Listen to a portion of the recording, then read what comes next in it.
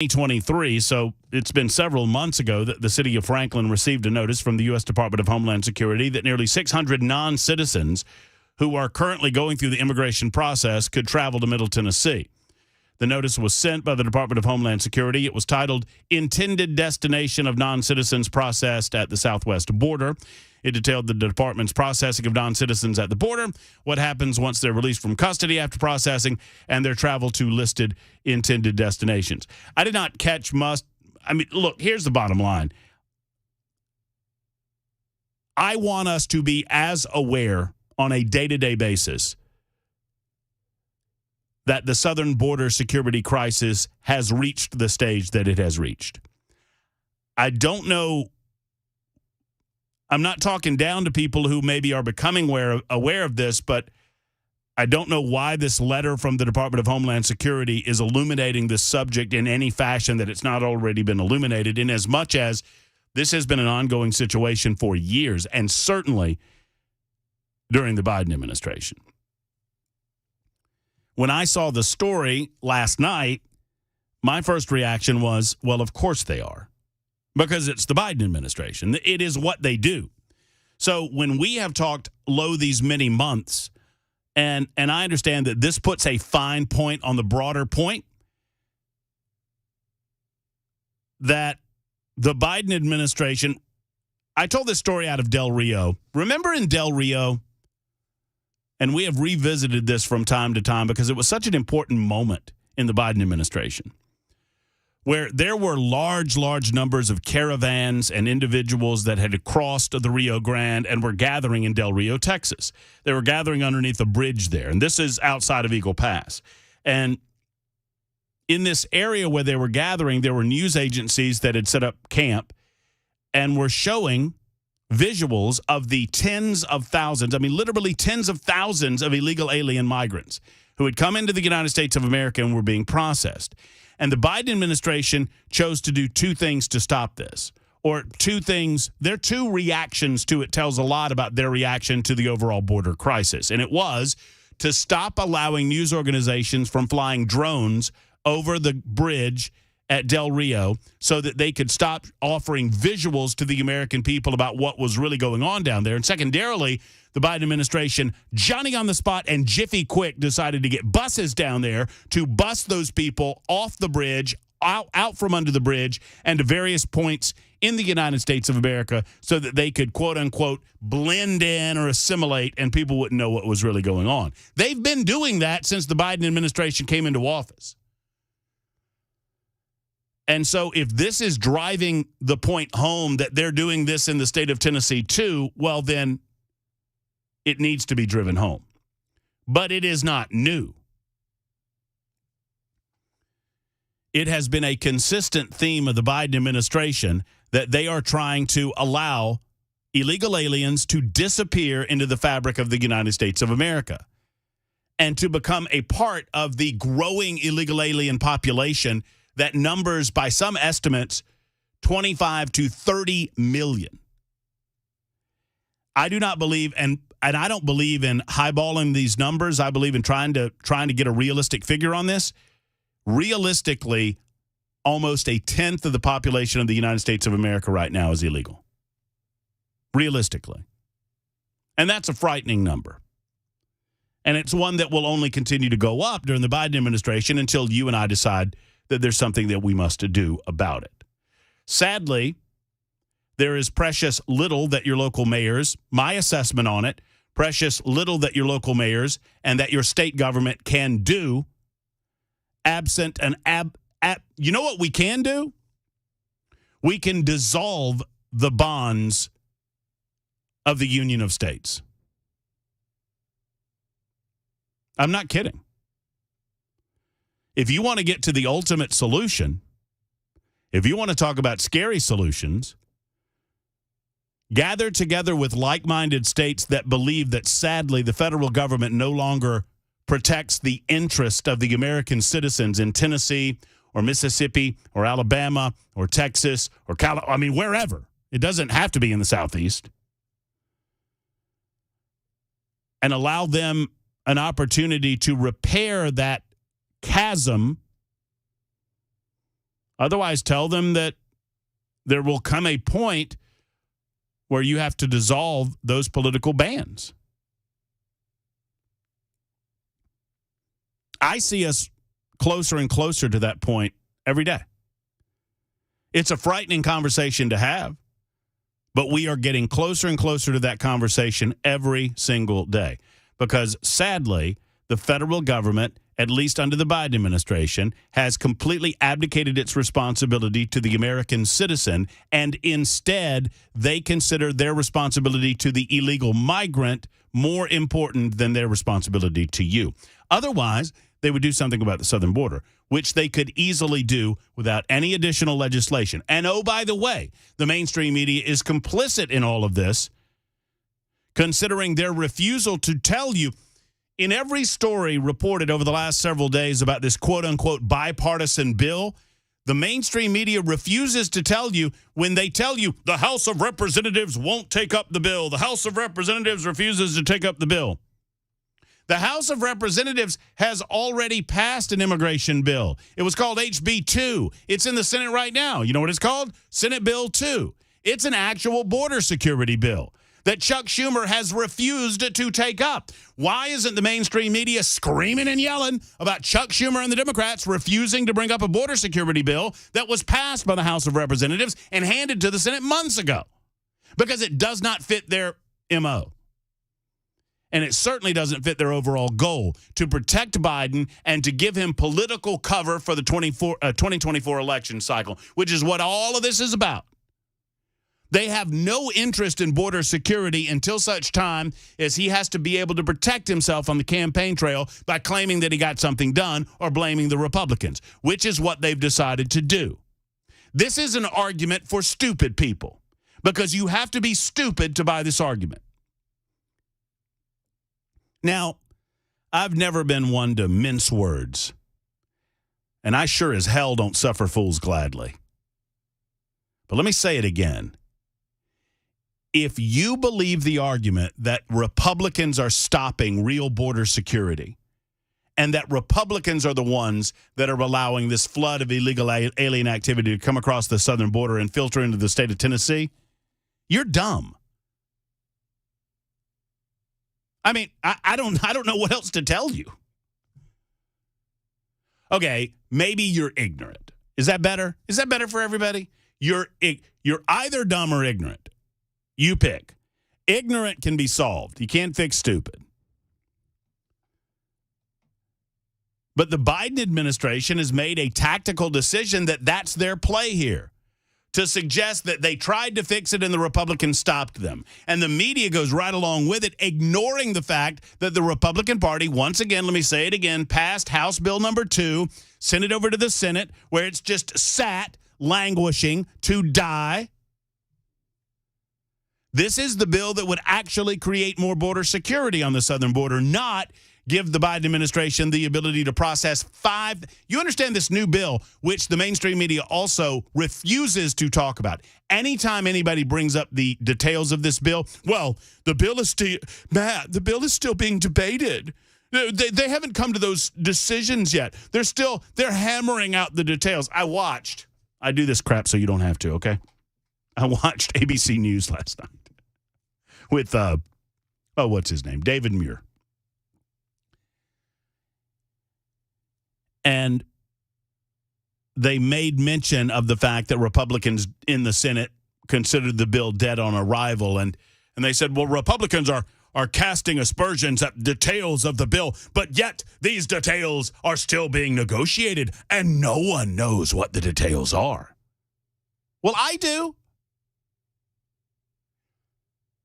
The Democrats in the Senate, and one would obviously believe in the House of Representatives, the Biden administration, their compromise position on this issue, I am not making this up, is to allow 5,000 illegal aliens into the United States of America a day.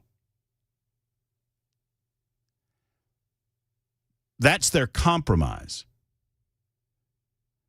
Well, what they do And the reason that the mainstream media won't talk about this is because it exposes their ultimate goal. Their ultimate goal is to allow as many as possible into the United States of America, to create upheaval.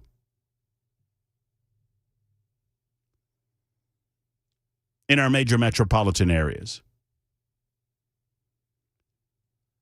And to ultimately get these individuals assimilated into the fabric of the United States of America, believing that about 7.5 out of every 10 of them will vote Democrat once they secure voting rights. Plus, there's an added bonus that they can tilt representation in the House of Representatives because they can count illegal aliens amongst their numbers in wherever, pick your blue state, California, Illinois, find a purple state, pack it full of illegal aliens, and there you go. 5,000 a day. It's more than 1.8 million a year. I've done the math. It's not hard. I have a calculator right here on my phone. You go to the calculator, you punch it up, you punch in 5,000 times 365, and you get 1.825 million illegal aliens. This year, it would actually be 1.830 million because, an extra 5,000 for the leap day that's coming up later on. Well, wait a minute. Yeah, later on in the month, I guess. 30 days have September, April, June, and November. If I allow myself to get upset about it, then I'll rant and rave for the next 3 hours, but I think we ought to be upset about it. The border bill exposes the political left for what they truly want. If their compromise position is 5,000 a day, what do they really want? 10,000, 15,000, unlimited open borders? Of course they do. The Republicans need to hold the line on this, regardless of the fact that the mainstream media is against them, and they need to scream from every microphone and mountaintop that they have the ability to scream from about what's really going on here. There's one political party, there's one political entity that values southern border security, and there's one that doesn't. There's one that wants to stop a flood of illegal alien activity so we can get an assessment about where we are with our immigration policy. There's one political party that understands the difference between border security and immigration policy, and it ain't the Democrats. Now, I'm not a Republican, but I'm here to tell you that there's only one political party that's doing this for you, and not every Republican is looking at this as a focus. I look at this as an immediate existential threat to the United States of America, because it is. Because it is. If we cannot secure our southern border, our borders broadly, I mean, the northern border needs to be secured as well, but it's much less of a focus for obvious reasons. It does not matter. Any conversation about the type of people coming in and what they want to do and what value they serve is a secondary conversation, to the point that if we do not secure our southern border, we cease to exist as a sovereign country. Tell me I'm wrong. 1223 on Super Talk 99.7 WTN.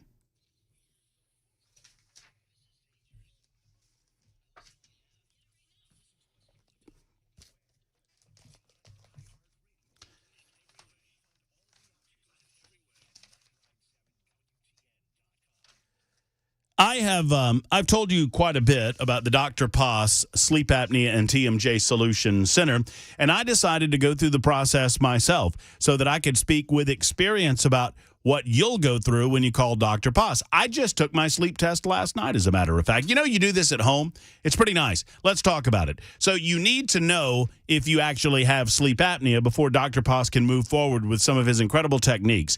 With mild to moderate sleep apnea, there are options other than the CPAP machine. And for most of us, the CPAP machine has never been an option, right? For me, for most of you, if you do not have severe sleep apnea, it's something that you can't even conceive of, that I would have to wear this contraption every night. Well, what I did, I went through my sleep apnea examination. I just got the findings back to the Sleep Apnea and TMJ Solution Center, Dr. Pass, over in Brentwood. There's two locations to serve you, by the way, Brentwood and Murfreesboro. And they're going to go over the findings, and they're going to call me and let me know what they find out. Are you snoring at night? Do you stop breathing at night? This could cause serious medical issues. Memory fog, acid reflux, diabetes, weight gain, blood pressure through the roof. The list goes on and on. These health issues can be avoided through a simple device developed and perfected by Dr. Paas and his team at the Dr. Paas Center. So I encourage you to call their office today. Start the journey by going to drpaas.com. That's drpaas.com, and find out which location is closer to you and schedule an appointment today to see Dr. Paas. I'll tell you how what my results are when I get them in. drpaas.com. It's the Dr. Paas Sleep Apnea and TMJ Solution Center.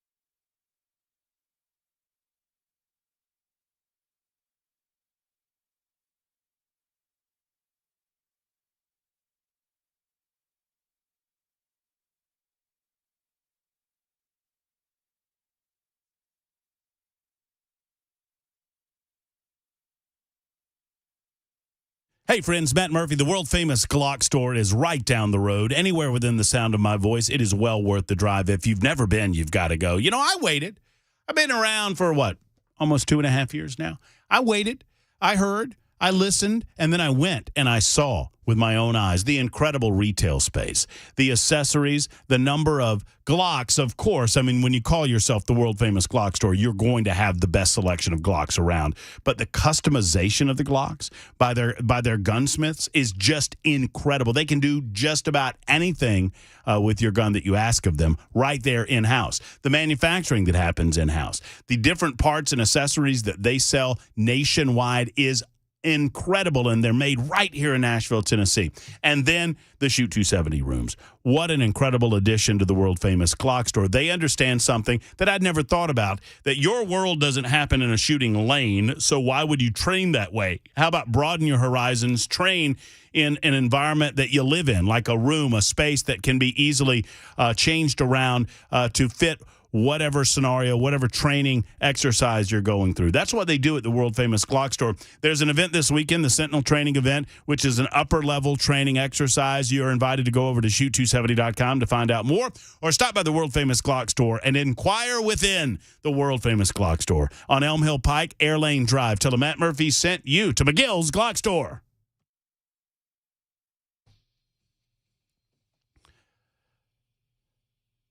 Super Talk 99.7 WTN. I want to Obviously, the immigration question is out there. I can only tell you how I react to these things, and sometimes, most of the time, I'm right. Sometimes maybe I miss the mark. Maybe I'm missing something. I was well aware. We have been well aware of the serious nature of the illegal immigration issues that are going on in the United States of America. We have been well aware that the Biden administration is shipping illegal aliens into a variety of different parts of the United States, to include the state of Tennessee. I don't think that it is a 5-alarm alert for me to tell you that there are illegal aliens in the state of Tennessee. They're here. What do you think we've been talking about for so many years? The question is, what are we going to do about it? The best thing that we can do about it is to not allow ourselves to be distracted by the clutter presented by the mainstream media, and forward focus ourselves to November of 2024 to get that SOB out of the White House and put someone in the White House in the form of Donald J. Trump that actually believes in border security and believes in putting America first. Now, I will say this. I understand the frustration that the people of Tennessee are going through with regard to the fact that there are illegal aliens here. But we are a union of states, and we charge the federal government with the duty of protecting our borders. And right now, the state of Texas has the federal government, as they should, in court, demanding that they actually do their job or get out of the way and allow Texas to do the job for them. That is the legal process by which you challenge the federal government when they're not doing their constitutional responsibility.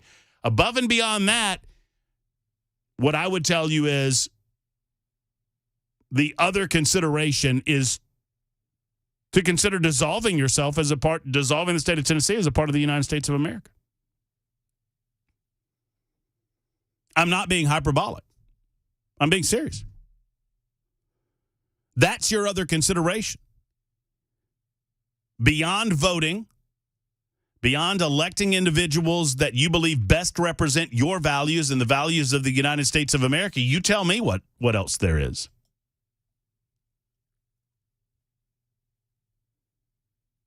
I can promise you this. If you get another 4 years of Joe Biden, you're going to get millions and millions and millions of more illegal aliens, and many of them will come to the state of Tennessee, as they already have. In the meantime, I'm very curious to get your thoughts on the issue of social media, specifically Meta, which is Facebook and Instagram. Facebook, Instagram, and the rest of social media went before the halls of Congress, and man, oh man, if there's nothing more than politicians love to do, and that is cast blame on others and claim that they have the fix that will make your lives easier individually in your homes and for your families, which is exactly what happened yesterday on the floor of the United States Senate. I'm going to get into this in just a moment and get your thoughts on it. Before we get into the specifics of the hearings yesterday, I will give you some statistical breakdown of how much your kids are on the internet. And I will ask you, whose responsibility is that? Yours or the government's?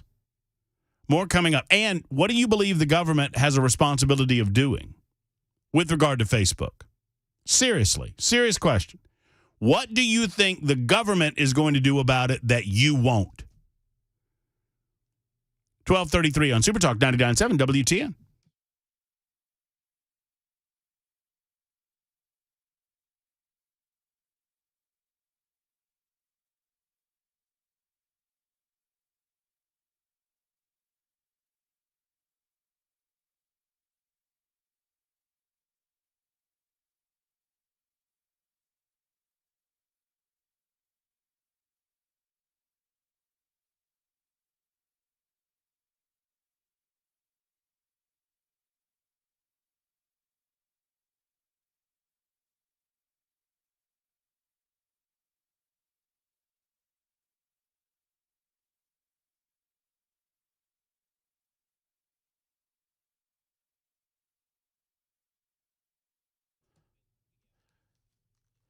Hey, friends, it's Matt Murphy. You know, you heard the weather forecast there in the 50s. You know, it's going to be a nice weekend, and maybe it gets hot enough that you consider turning on the AC just to cool it down a little bit in the home. I mean, this is that thing we do in the state of Tennessee, right? We used to do it all the time in the state of Alabama before I got here a couple of years ago, and that is during certain times of the year, you've got the heater on in the morning and the AC on in the afternoon, and it puts a strain on that system. It does. Efficient Heating and Cooling is here for you, whatever time of year it might be and whatever your need might be. Jeff Eddy and his team, they are qualified, they are certified, and they can help. They'll never charge you overtime. This is important to me. And they also don't work on commission. I'll get to that in a moment. So the overtime deal is this. They get it that your heater doesn't know what time it is when it goes out. And they don't think that they should necessarily charge you, you know, time and a half or double time or whatever it might be just because it's 7 o'clock at night versus 4 o'clock in the afternoon. So they don't do that. Same invoices. They keep the invoices low. He keeps overhead down to keep those invoices low. No overtime rates on the weekends or evenings. You pay the same 24 hours a day, 7 days a week with Jeff Eddy and Efficient Heating and Cooling. Plus, when the time comes, and eventually it will, they are a diamond contractor with Mitsubishi Electric and an Elite Pro partner with Rheem, and they can give you some sage advice about which direction to go there as well. Jeff Eddy and Efficient Heating and Cooling. He is a man that I trust. He's a company that I trust. You can trust him in your home as well. Give him a call today if you have issues. 615-784-4424. 615-784-4424 or efficienthvac.net.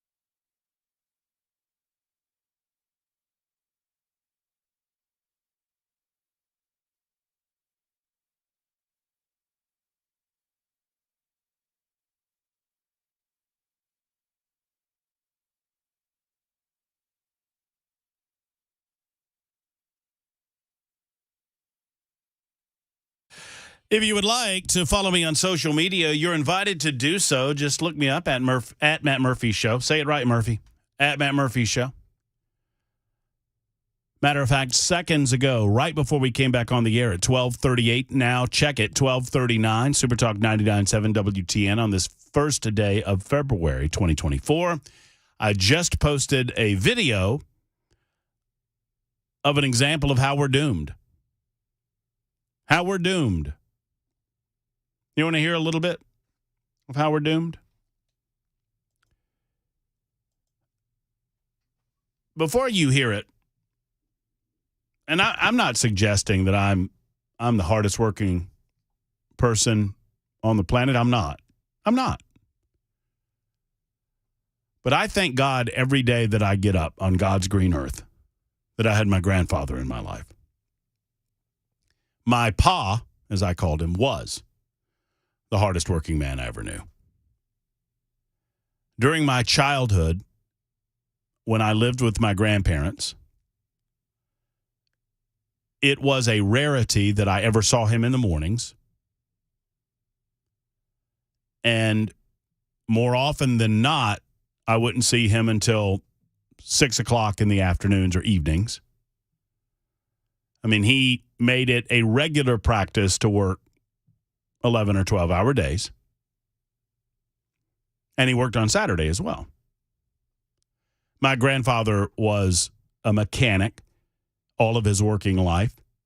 He worked on heavy equipment. He eventually became the head mechanic at a road and bridge construction company in Thompson, Georgia.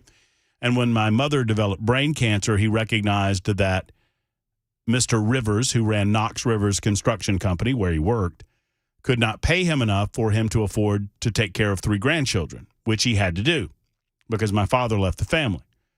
So he went out on his own, became self-employed, and continued to do heavy equipment mechanicking.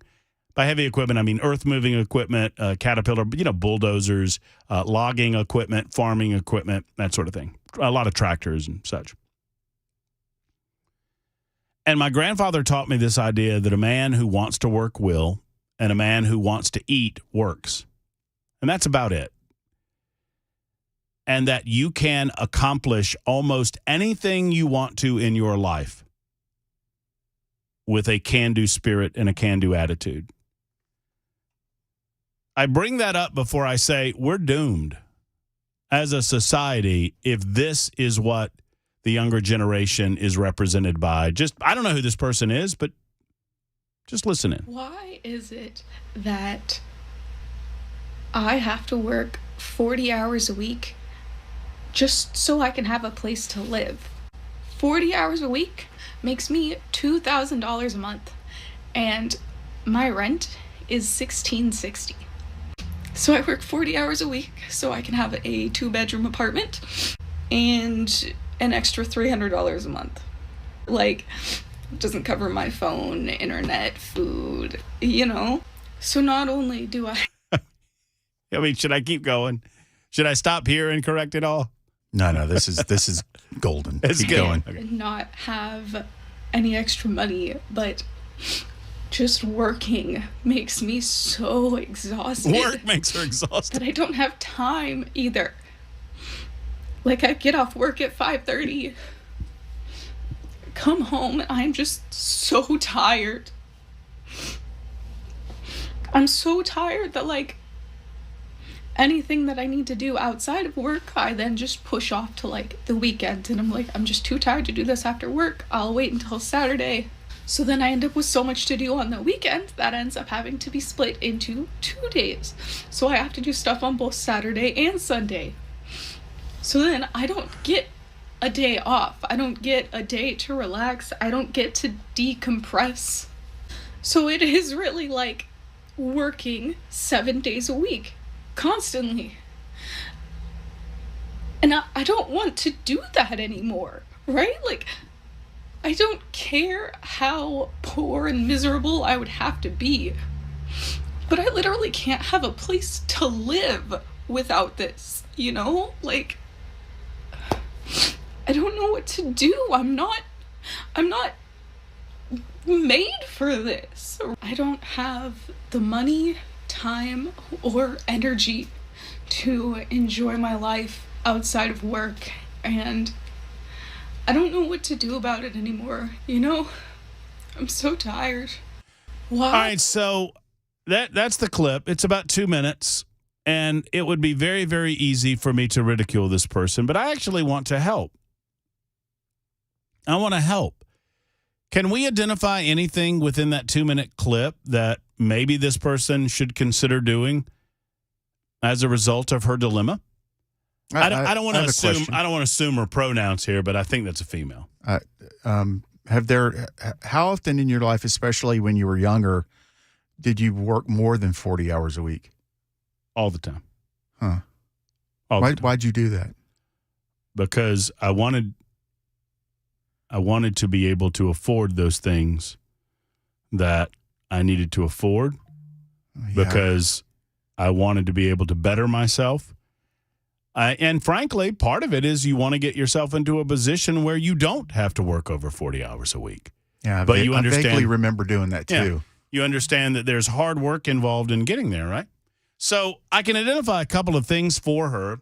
One is the obvious, that a 40-hour work week, 40 hours is not a hard cap, ma'am. And I don't know what exactly you're doing in your other time, but I mean, that would typically leave, 4 to 5 hours at least. If you're working a 9 to 5 with an hour break, that's a 40-hour work week, right? So you have a little time in the morning. Let's say you're a late riser and you don't get up until 7:45 or whatever. Then you still have time to get ready to go to work. You go to work. You work your 8-hour day and you're off at 5 o'clock. One would presume that you then have at least 5 hours, maybe 6 hours of available time. I don't know what you're doing with that time. You say that it's just not enough time to get these other things done because you are so very, very, very tired as a result of, I don't know what this person does for 40 hours a day to make $2,000 a month. What would $2,000 a month be? $500 a week.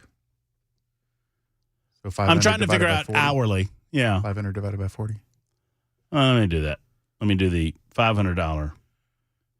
Yeah, so it's $500 a week. 500 divided by 40. $12.50 an hour. Okay. All right. One, I think you can make more than $12 an hour if you're a hard worker. I don't know where you're working at. Where are you working making $12 an hour? And maybe that's what she's bringing home. Whatever. I won't bog down in it. So you notice she said that her apartment cost $1,660, and she also said that it's a 2-bedroom. Why is she got a roommate? Why is she in a 2-bedroom apartment? And if she's in a 2-bedroom, why does she get a roommate? You can get a roommate. You can cut that cost in half. Yeah. Once again, I'm trying to help you. You talk about your cell phone bill. Okay, maybe the cell phone is considered to be a necessity. Are there other things in your life that aren't necessities that you could eliminate? If you got a cell phone, you don't necessarily need the internet. I can see somebody saying, I need my cell phone because I got to be able to communicate with work. I got to be, okay, fine. Sure. You don't have home phone, whatever. You don't need internet. You don't need internet. I agree with you. And maybe the internet's your problem. Maybe that's the reason that you can't get all of this stuff done that you need to get done in the evening times when you got the 5 or 6 hours to get it done, because you're on the internet not getting things done. Maybe you're putting together 2-minute long TikTok videos instead of doing work. But you see how she turns. Let's be fair. Maybe her TikTok account is monetized, or she's trying to monetize it. I don't know, but in 2 minutes, she turned a 40-hour work week into I work all the time 7 days a week. Because I'm so tired I can't get the stuff done at home that I want to get done at home. And so then I have to push that off to the weekends. And then I have to split it up on Saturdays and Sundays. So I don't get days off. I'm working 7 days a week. What? You are an insult to people that actually work 7 days a week, ma'am. When I worked at KDA, which was KDF's AM station, there was a period where I worked from 6 to midnight, slept on the floor of the station from midnight to 6, worked 6 to noon, then came back at midnight and worked midnight to 6, and then worked noon to midnight. That's a lot. But I was excited to do it. So when I got my first full-time job in radio at US 107 just outside of in Augusta, Georgia. It was a country music radio station, and eventually we were all fired because they changed formats, which happens in radio. My second opportunity in radio came in Montgomery, Alabama. I worked there for 3 months, then got fired at a Cumulus broadcasting station. I work for Cumulus now, by the way. And then eventually I went over to a locally owned radio company that had a news talk format. I wanted to become a host of a radio show. I was 26 years old. Dauntless Don Markwell hired me, and this was my schedule when I was first hired. I got up in the morning at 5 o'clock. I went to work. I did a news hour on my own. It was mostly rip and read news. It was, Ken Weaver knows how to do the news. I had no idea how to do the news, but I would rip and I would read, and I would do, national stuff and sports stuff. Mostly I would use Associated Press back in the day when you could actually trust Associated Press. So when you had the little printer that was shooting out with the dot matrix, and you would do local headlines, and you would do state headlines, and you would do national headlines. You'd do sports headlines, and I would do all of that. So 6 to 7 a.m., I would do that. 7 to 9 a.m., I produced the sports show that was on from 7 to 9, and I did the news for the sports show.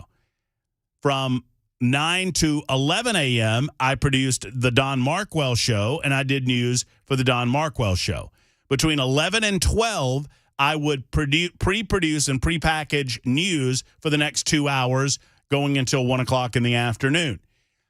I would leave. Normally, I would get out of there about 11:30 in the morning. So I get in there at 6. I start my deal at 6. I get out of there about 11:30. Then I go home, grab some lunch, take a quick nap, come back in to do my radio show from 4 until 6 in the afternoon. And absolutely loved every second of it. And that's not counting. You were resentful that you had to go home and take a nap. Oh, that's not counting preparing for the show, doing that kind of research and whatnot. Look, I'm not knocking today's generation. I don't want to be that guy. But if this is as soft as we've gotten, we've got a problem. I mean, it boggles my mind that people think that 40 hours of work a week is the max cap. You work hard so you can take those times off. You work hard so that you can enjoy and take time with family and friends. You put in value and effort so that you can get a reward at the end of the day. Maybe work is its own reward. For many of us, it is. For me, it is. It just absolutely boggles my mind. And apparently yours as well. We'll take calls on it in just a moment. Anna, Marie, Mark, we'll get to you seconds from now. It's 12:51 on Super Talk 99.7 WTN.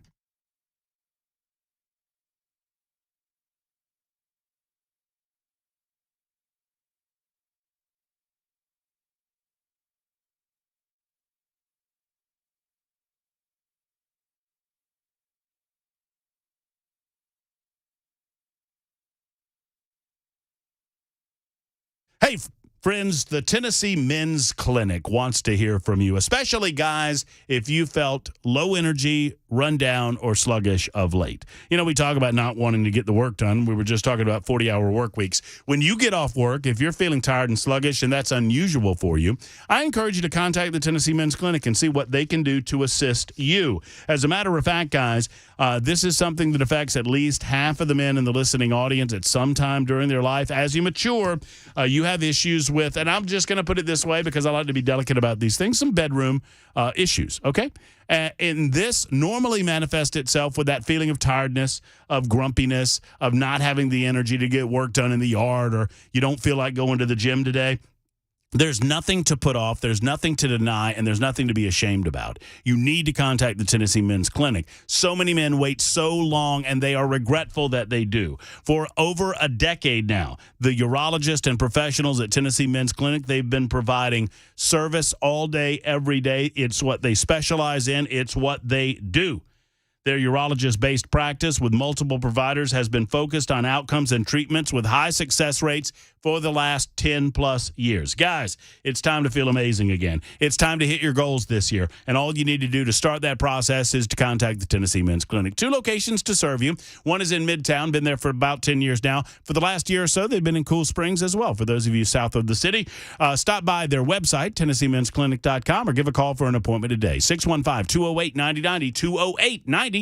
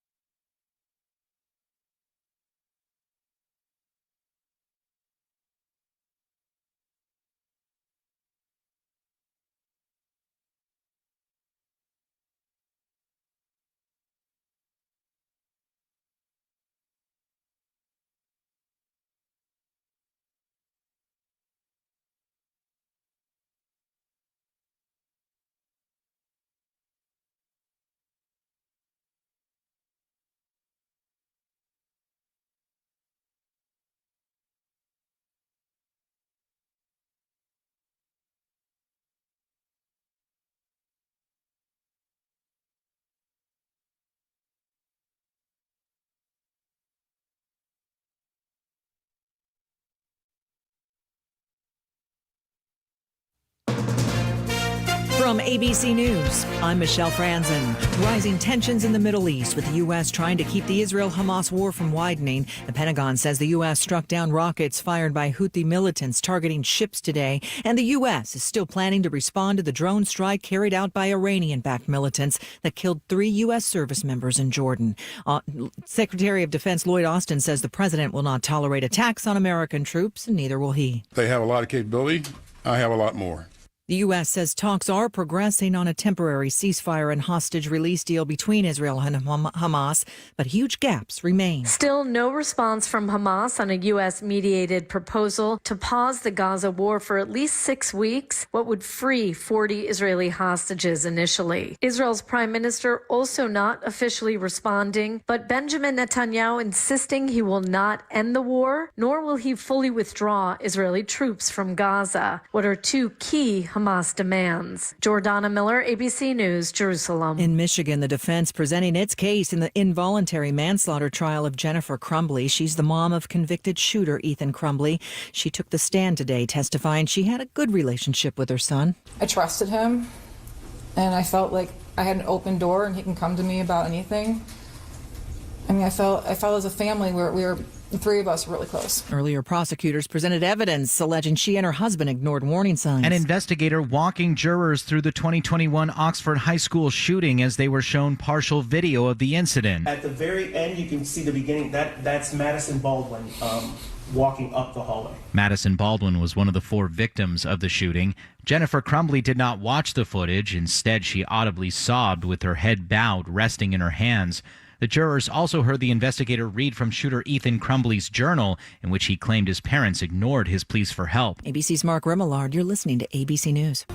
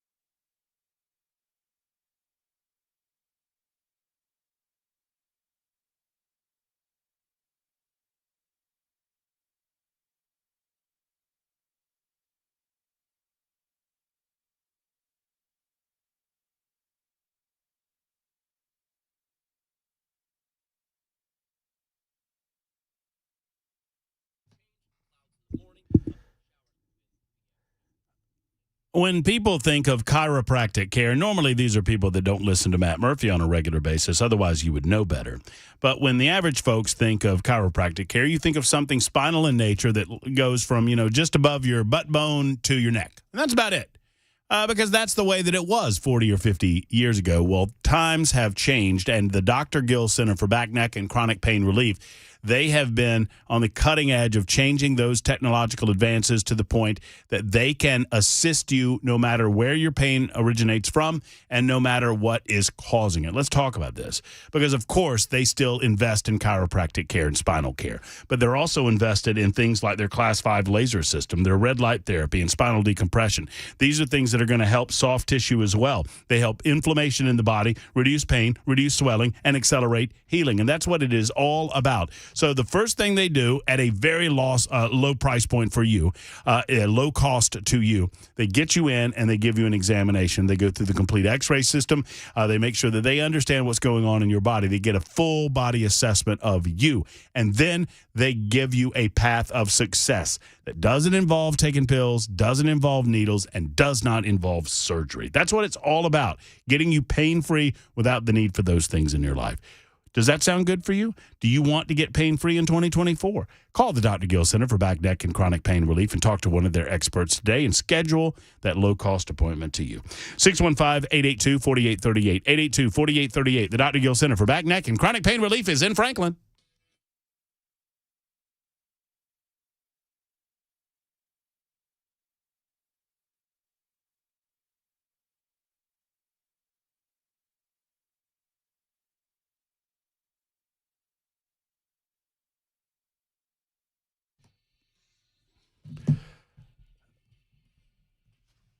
Here we go, 105 and a good afternoon. Welcome back. Matt Murphy Show in progress. Super Talk 99.7 WTN. Happy to have you with us today on this Thursday, first day of February 2024. It's our episode 503, and they said it wouldn't last.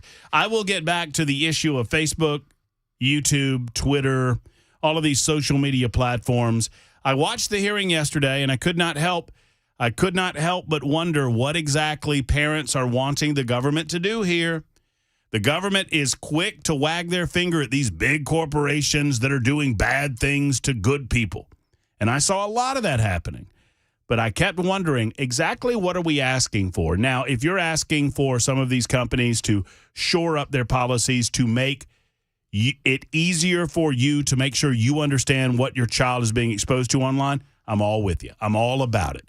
I have no love lost for any of these social media companies. I'm on record as saying that social media is far worse than it is. There's far more bad than there is good with regard to social media. That said, I can't help but believing that it's a parent's responsibility what their kid does or does not consume in their home. And I know that's hard for you, but we'll get into that coming up in just a couple of minutes. Many of you want to talk about TikTok Girl. We played a clip of TikTok Girl before the top of the hour, complaining about having to work 40 hours a week. This next guest wouldn't know anything about 40 hours a week. He's Representative Scott Sapicki.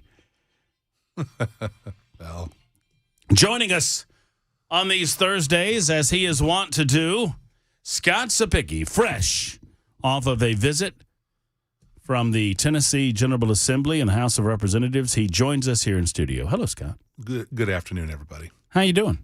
Not a bad week in the General Assembly. Not a bad week. Okay. Moving things forward for the people of Tennessee. I believe you. I want to play a clip for you and to get your reaction to the clip without comment by me.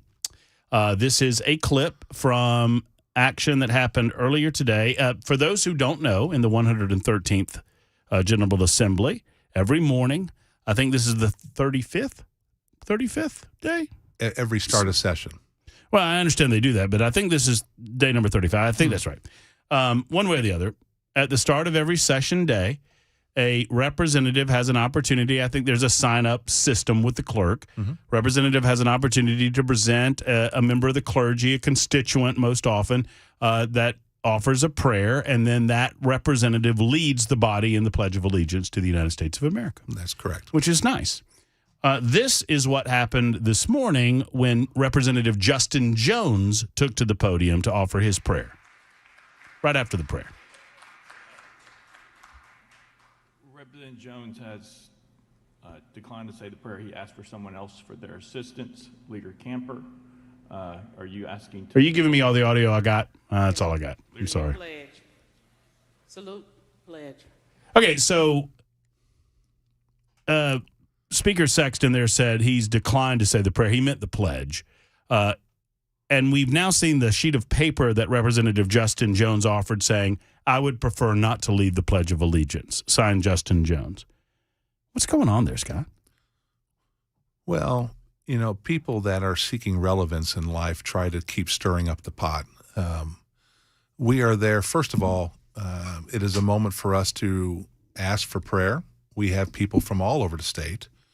We had a leader of the Choctaw Nation came in today and led a prayer in their native language. And Representative Vidal, who does speak Indian, or Native American, I should say, he translated and he said it was one of the best prayers he's ever heard about asking for wisdom and guidance, people working together peacefully.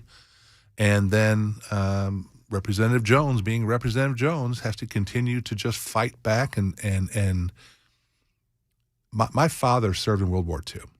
he fought for a flag, like many people in this country have fought to defend the freedoms, not only here, but around the world, to protect people. To have a representative on the General Assembly's floor decline to not lead the prayer, but also not speak it, because I watch him. Mm-hmm. Yeah, I watched him too. He just stood quietly. He doesn't put his hand over his heart.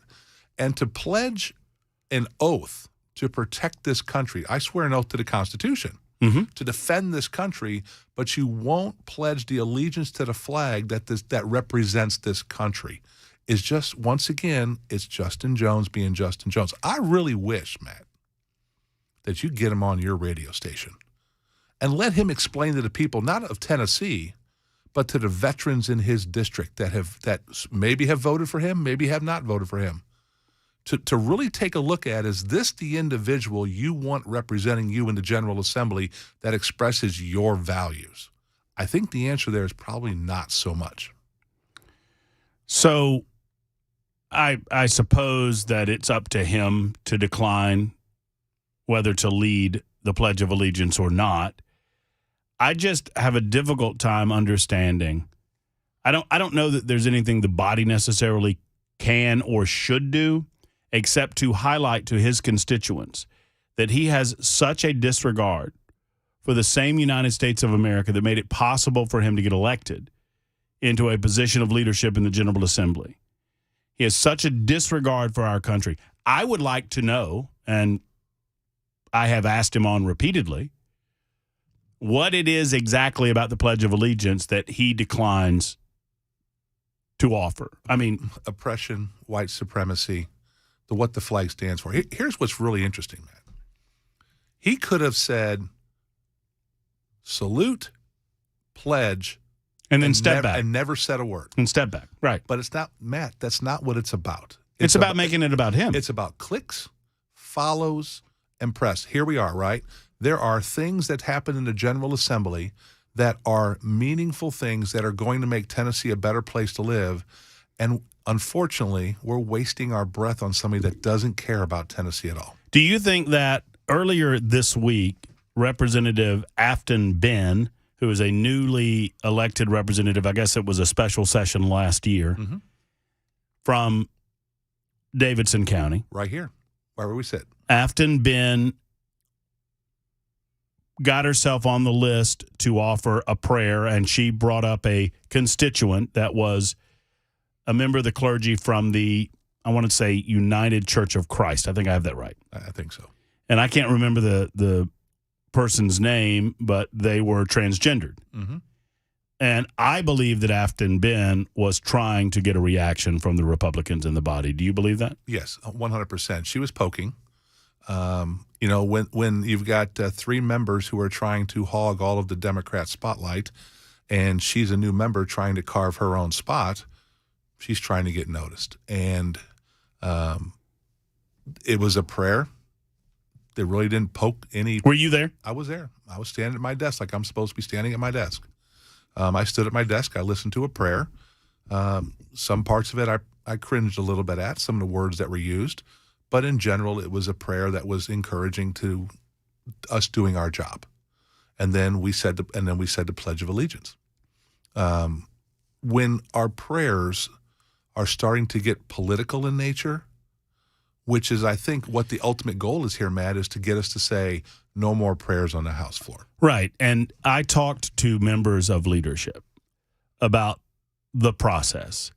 And the process is simple, that if you're a House of Representatives member, you typically have one opportunity during a session year, a calendar year, to have one of your constituents come up. You get it on the schedule with the clerk. And really, as it was told to me by leadership, the only requirements are that it's an ordained member of the clergy. That's correct. And you don't really, qualify that by religious affiliation, just an ordained member of the clergy recognized in the state of Tennessee. And you are asked to keep it brief and not be political. That's correct. That's it. Right? That's it.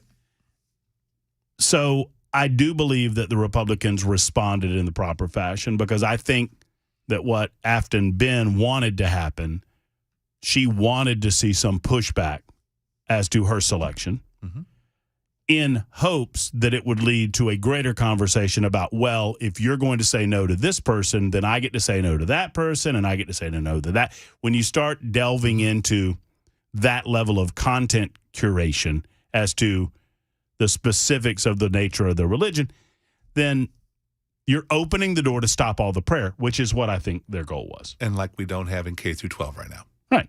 It is a means to an end for them. And Matt, I'm not going to play the game with them. I got more important things to do. I just, and once again, I can't ask any more than I have, but I would be very curious the answer that you get from a Justin Jones of the world, that if the flag represents a nation so diametrically opposed to what you believe in, then why are you serving under it in the House of Representatives? Why are you a part of the system? You are a part of the system that you claim to hate so much that you can't honor that system with the Pledge of Allegiance. That under that system has risen to one of the most powerful and prominent positions in government. Right. Makes no sense. Makes no sense. Unless it's a spectacle that is solely about you, which I think we've come to know that with Justin Jones, that is exactly what it is. Clicks and follows and likes. All right. More importantly, I want to get to the issue of education, which I know that you are laser focused on. Before we do, I promised that I would try to clear as many of these. This actually happened right before you came on, but Mark's been holding on out of Smyrna. Hey, Mark. Hey, Mr. Matt Murphy, Bell K. Love you guys. What's up, man? Hey, I don't know if she's trying to get pity out of this or not, but I've been working since I was 12. I'm 60. I've been running 2 jobs since I turned 16. And I really don't see how I could feel sorry for her at this point.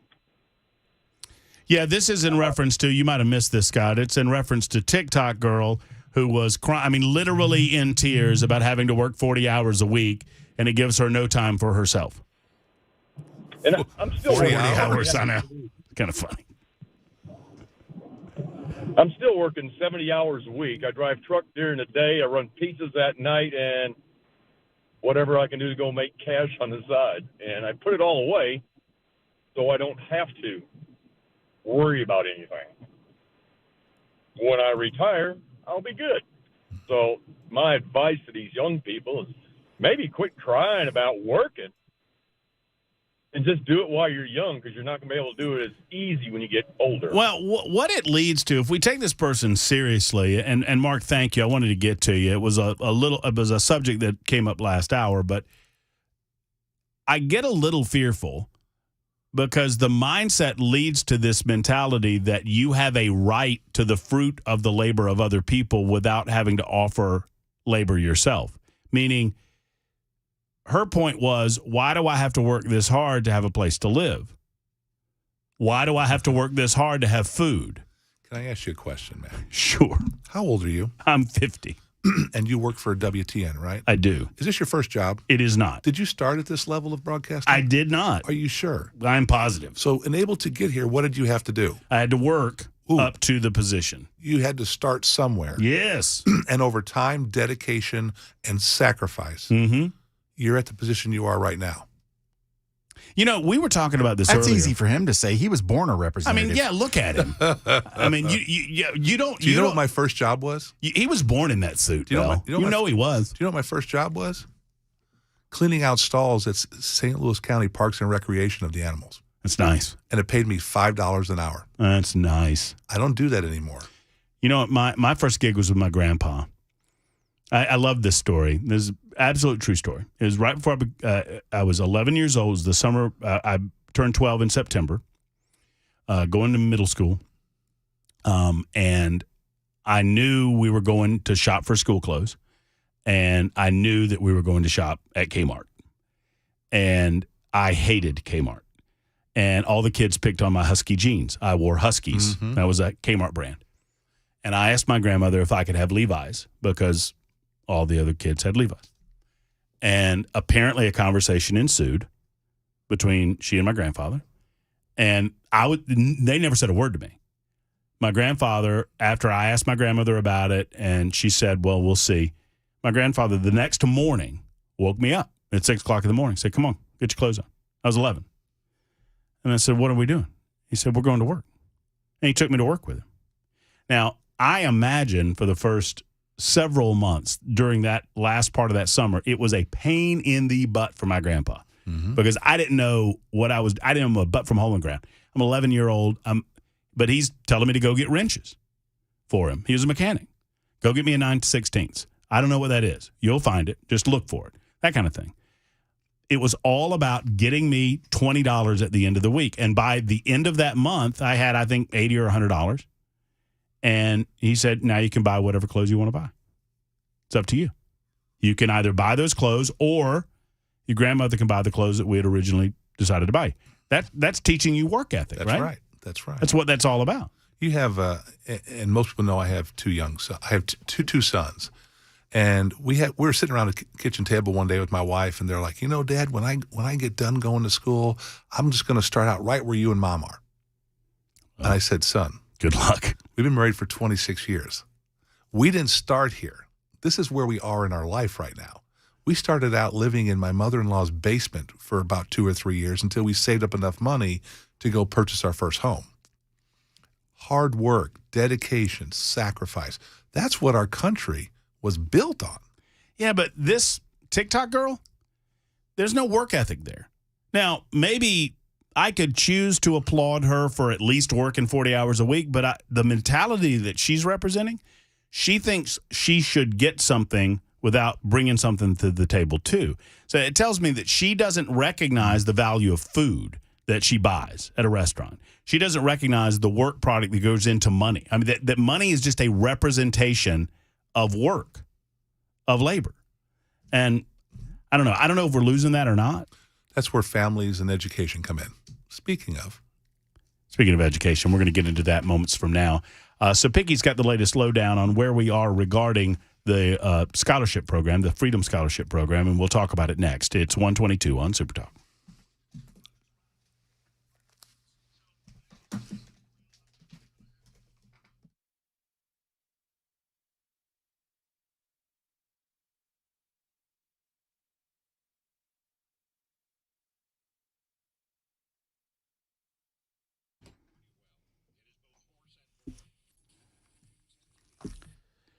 Defend Systems is a life safety and security consultation firm specializing in physical security consultation and active violence mitigation training. They're based right here in Middle Tennessee.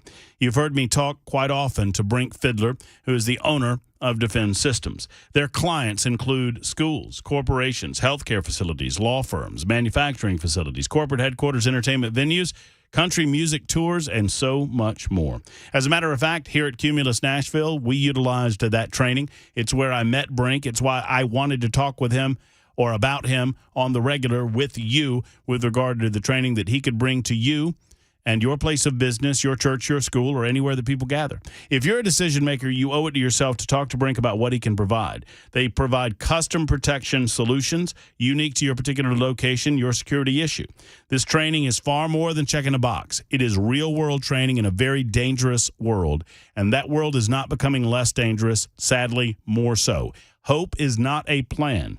It is time to get trained with Defense Systems. Go to defensesystems.com or 615-236-6484.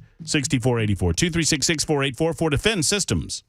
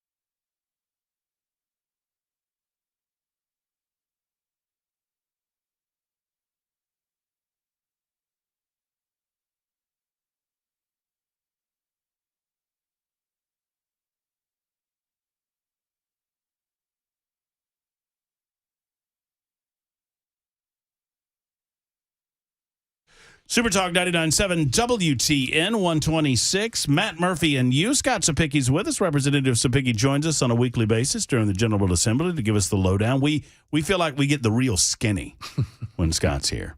The real skinny. Skinny, you've seen me? I mean, yeah, you're not skinny, but you give us the skinny. Wow.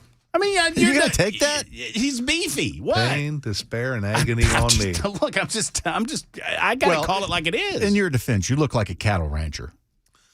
I mean, you do. Thank you, Bill. You look like an ex. You are. You look like an ex-offensive lineman. Ooh, it even hurts more. I love you. Well, I mean, I was a punter. You were not a punter. Yeah, I was a punter. You were a punter? Yeah. Dude, did you see his picture on his baseball card? He used to be skinny. What was that, 40 years ago? Suddenly this became a roast. I mean, now we're... I can see a bill coming for Cumulus right now. Triple taxation of WTN.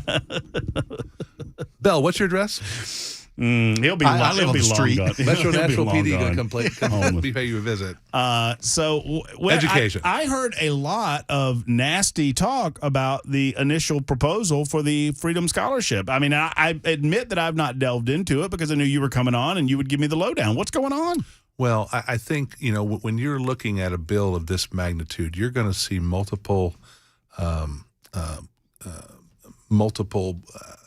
copies of a bill, multiple reversions of a bill. Thank you very much. Mm-hmm. And I think what was released was a version that may have been from the 90,000-foot view. That was probably, remember the governor made this announcement, in November? Yep. December? Yeah, back in, I mean, it's a long time ago. And in the course of writing bills, a couple days is an eternity. And I think what got released there was an old version of an idea. Right now, the Senate, the House, we're working on language on how to figure out to make more of an education freedom bill, that addresses public and private. Mm-hmm. and school choice. We think, and just I'm going to ask everybody to be patient. Big bills like this take time, which you want them to take time. Matt, you don't want to rush into anything right here, and let us work through this process. And I really do believe that when the people of Tennessee see the work that we're doing, I think they'll be very pleased not only with the results that this is going to bear for public education, the protections in place for our private institutions, and the opportunities for students who feel, or parents who feel their students' needs aren't being met, have another opportunity for them to seek something elsewhere. This whole gloom and doom you're hearing, Matt, is just politics. Where are we in the process? So help me understand specifically. I mean, has the language of the bill been filed? No. So we've not even looked at a bill in a subcommittee yet. Yeah, well, what we've done, we've talked about an idea, and then we're putting meat on the bone. I'm hearing that first year there will be means testing. Mm-hmm. But the hope is that at some point it will graduate to opening it up to more broadly to all Tennessee families. Well, I think what we're looking at is something more of the lines of how do we make sure that the families that are trapped in a failing school that cannot afford another option, how do we make sure that they go first and have the opportunity so that we don't have what happened in Arizona, where all of these rich families are applying for these scholarships and are just getting an extra money for their school that they can already afford. However, they should have an opportunity, but where do they fall in that? If we've got kids that are here in Metro Nashville all around us that are trapped in failing schools, how do we get them the opportunity? Well, I mean, I understand that there are families in the state of Tennessee, and let's talk about this after we have the break, but there are families in the state of Tennessee that are working their butts off. Mm-hmm. They're working a couple of jobs. I mean, I don't want to suggest that all of these families that have gotten their kids into the private education system because of the failures of perhaps their public system are of means. Right. But I get what you're trying to prevent. You don't want those that can afford to pay, that choose to do so, necessarily in front of those who are trapped. Right. it'll be universal school choice. It's just going to be a process of how you're going to get there, so we make sure. Continue the conversation in a moment with Representative Scott Sapicki. It's 1:31 on Super Talk.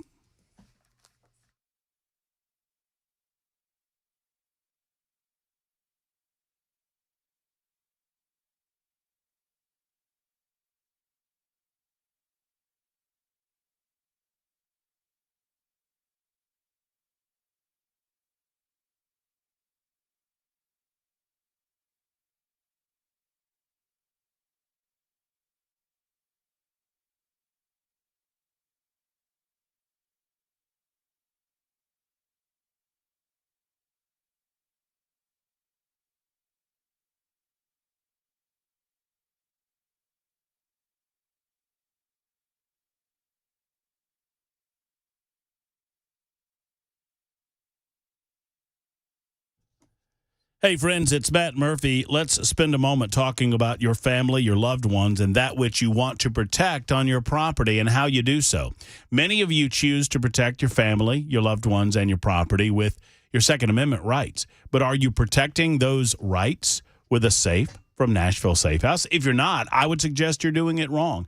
I had a conversation with Mark over at the Safe House just the other day about upgrading my safe. I currently have a pretty nice model safe that I purchased for a great price, and I said, Mark, would you trade me in this model for something a little bit bigger? He said, absolutely. I show him the size. I show him a couple of photos, and we're well on our way to doing just that. I mean, so whatever your need might be, whether it's an upgrade, maybe even a downgrade for those of you who have perhaps shrunk your arsenal to a certain degree, or perhaps you're trying to buy that first safe to make sure that you're protecting those guns, whether it's sports shooting, whether it's personal protection, whether it's jewelry, whether it's valuable items within the home that you want to protect from theft or fire. You need to do so with Mark and his team at Nashville Safe House. They simply are the professional safe dealers in this city, in this community, in this state, and in this region of the world, and they want to see you.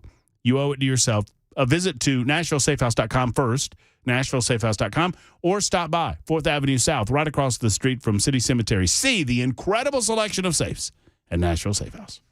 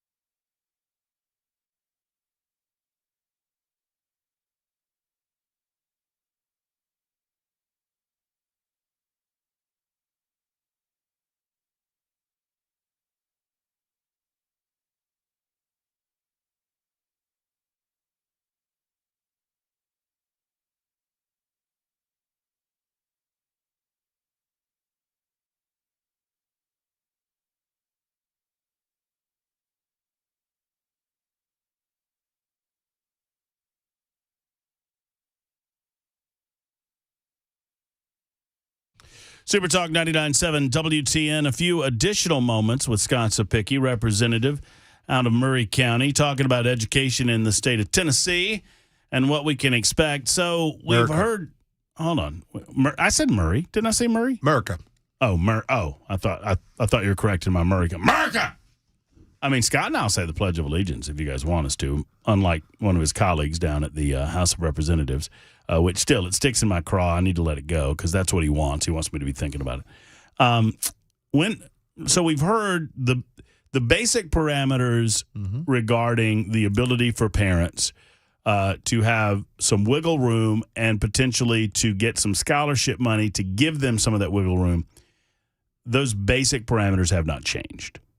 Pretty much. As far as just for discussion purposes. Matt, you've been doing this for a while. You know this is a living, breathing document. I mean, I understand. Well, and that leads me to the question, and that is, when will we see it? Because a lot of people are now, the General Assembly's on, everybody's meeting, and you're in speculation season now, where all of these media outlets are speculating about what might be or what might not be. They're hearing, rumor and innuendo in the halls, and they're snatching that up and running with it. When do you expect that we will see actual language? If everything goes smooth, we're probably maybe best case scenario a couple weeks away.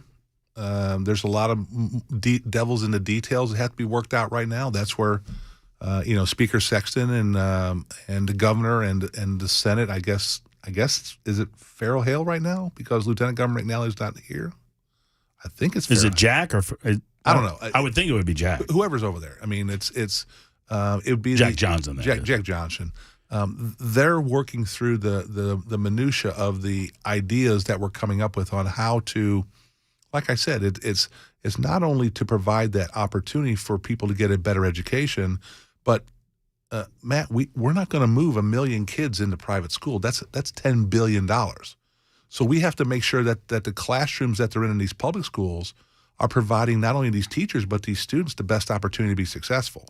I think what you're going to see is an all-encompassing, or I hate to use that word, omnibus, that you're going to see a bill out there that's going to really revolutionize public education in the state of Tennessee that the rest of the country will take notice of. We've already done it with literacy, Matt. We're leading the nation in turnaround in English language arts. So once we see this, do you think there will be the consternation that exists right now based on the speculation that we're seeing? Are you happy with the way the conversations have been going? I'm trying to ask you the question without asking you to open up the door and give me the intimate details that you can't give. The first question, I believe, is the answer is yes. I think we're going to get to a place that not only the General Assembly, but I think school boards across the state of Tennessee are going to say, wow, they finally listened to us. And I think when that happens, you're going to see a change in education in this state that we've been wanting for decades, that this General Assembly has the ability to make happen, along with the help of Governor Lee, the Senate, the Department of Education, and all of our locals, that they're finally listening to us about what we need to turn loose education in Tennessee. We had Representative Gino Bolso on yesterday, Williamson County. Gino was carrying a Bill 1605. Mr. Flagman. Yeah. I mean, where are you on that bill? I support it. We're all Americans, right? Yep. And we're all Tennesseans. Mm-hmm. So we should honor that and stay out of the political stuff in the classroom. They're there to learn. They have plenty of time to figure out the politics of everything in life. Let's make sure that they can all read, write, they can do math, they understand what it means to be a Tennessean and an American in this country. The devil's always in the details there about what constitutes display, what constitutes someone's ability to freely express themselves exterior to the classroom versus interior to the classroom. I've long said that, if you think you have full-throated free speech rights within the classroom, you're wrong. You're wrong. Right? I mean, you don't. You're wrong. We tell you what to teach. Right. We tell you how you're going to teach it. And we're going to test your students on your ability to disseminate that information to your students. You're an employee of the people of the state of Tennessee. Right. And so someone has to be in charge of setting the rules of the road and the boundaries. And that's where we come in. And along, the General Assembly certainly, but then local school boards as well. That's correct. The General Assembly's job, believe it or not, those counties, those schools, we're all a creation of the state government. and they function in a box. And so the box constantly gets adjusted off of what the General Assembly believes is best policy. Mm-hmm. And the best policy, and I know Representative Bussell very well, he is well thought in this. The best policy is let's all recognize our commonalities, right? We are all Americans, and we're all Tennesseans that are in those classrooms in Tennessee. Let's focus on bringing unity to the class under those circumstances instead of the divisiveness of all these different flags create. Well, right, and the argument is that, well, we're asking for equality or equal treatment under the law, and the response that I would give to that is yes, and you're going to get it. We're not going to allow any of that political speech to happen within an elementary school classroom, for example. That's correct. We're going to have a couple of flags up. We're going to have the United States flag. We're going to say the pledge to that, whether Justin Jones joins us or not. Correct. We're going to have the flag of the state of Tennessee, and beyond that, we're not going to politicize any of this. Right. That's what we do. That's what we do. We take all that out of the classroom, so the focus is on education. That's it. It seems that this is going to be characterized by the political left in the same way. I compared it to the quote unquote, and I hate doing this even though I do it every time, the quote unquote don't say gay bill in Florida, which didn't say anything about that, but that's how the political left chose to mischaracterize it. All that Ron DeSantis and the Republicans in Florida were saying, and you well know this, is look, there are certain times when in curriculum you're going to address these issues at later stages, but we don't need to be doing this in the second and third grade. It is way too early to address those issues from a classroom curriculum standpoint. That was it. Against Palestinians in the West Bank is a new. Oh, there we go. There you have it. Yeah, and there we have it. Yes, and also the Palestinians in the West Bank support agree. Israel. Yeah. I mean, right. I mean, so you're ready for those mischaracterizations, and you understand the usual suspects are going to come out of the woodwork and scream that you're being, homophobic. Or whatever. Matt, I'm tired of letting the left have the narrative. Okay, we have the narrative. We're going to drive the narrative home of we are unified as Tennesseans. We are unified as Americans. That's the one thing. September 11th, right? You know what happened on September 11th? I do. Were there Democrats or Republicans or whatever, it was America was attacked. We united behind what the flag meant, which is what makes me so mad about Representative Jones. We all have to come together of what we can all believe in. We can all believe in what the what America means to people. And by the way, as we're sitting here, there's probably another 30,000 that came across the border in Mexico to take part of that. Last time I checked, Matt, there's not people streaming into Mexico from the United States saying we want a better life. They're coming from Mexico, from Honduras, from Guatemala, from China, fill in the blank. We got to close that border. What do you make of this? And I don't consider this new news. I'm not diminishing the reports that have come out that the Department of Homeland Security is sending out notices to like cities in the state of Tennessee, Franklin, Murfreesboro, and Nashville, that, hey, we're sending you these illegal aliens, essentially. It's not news that there are illegal aliens in Tennessee. We're all border states, we like to say.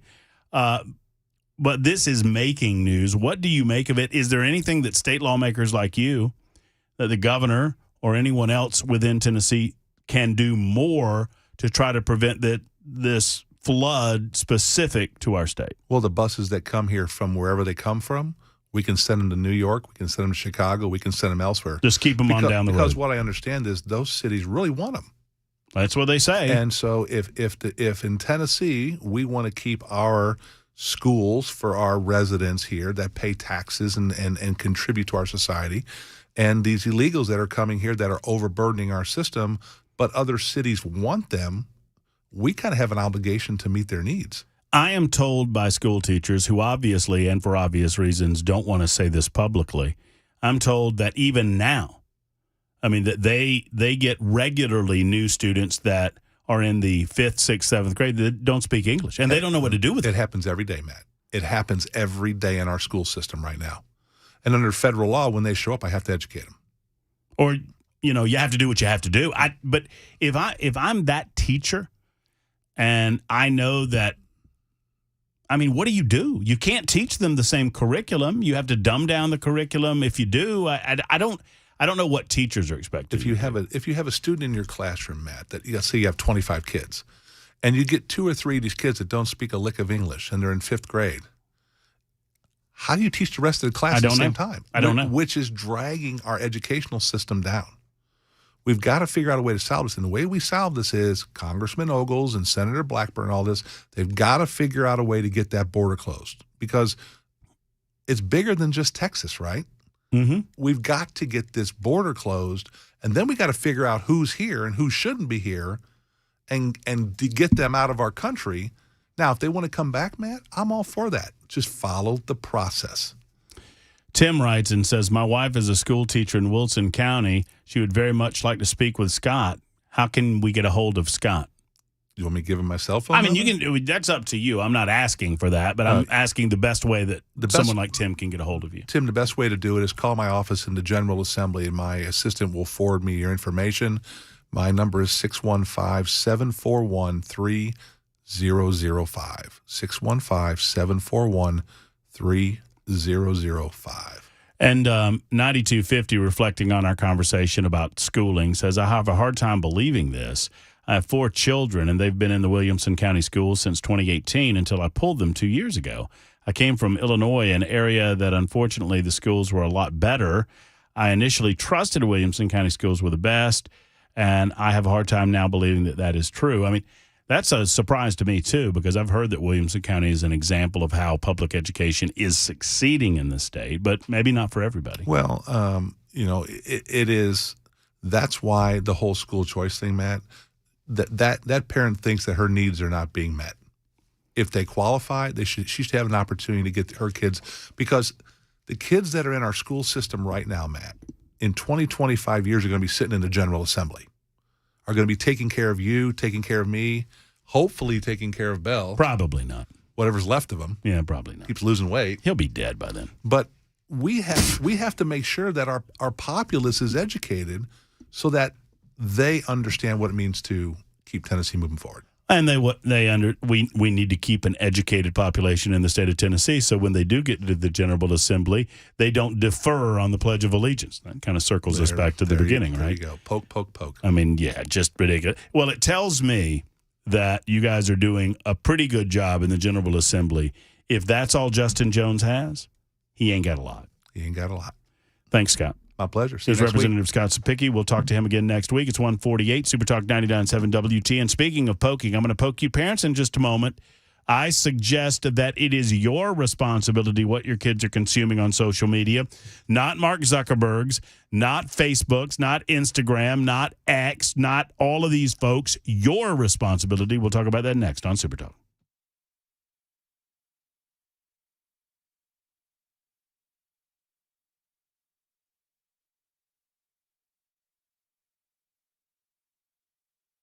Hey, folks, it's Matt Murphy. Let's talk for a moment about your parents. Men, I want to talk specifically to you for a moment, because a lot of guys, when you reach a certain age, you notice hair loss. And if you whistle past that graveyard for long enough, you know that it's just going to keep going unless you do something about it. If you want to look better, if you want to feel better about yourself in 2024, this can be the year that you grow your hair back, men. It's possible.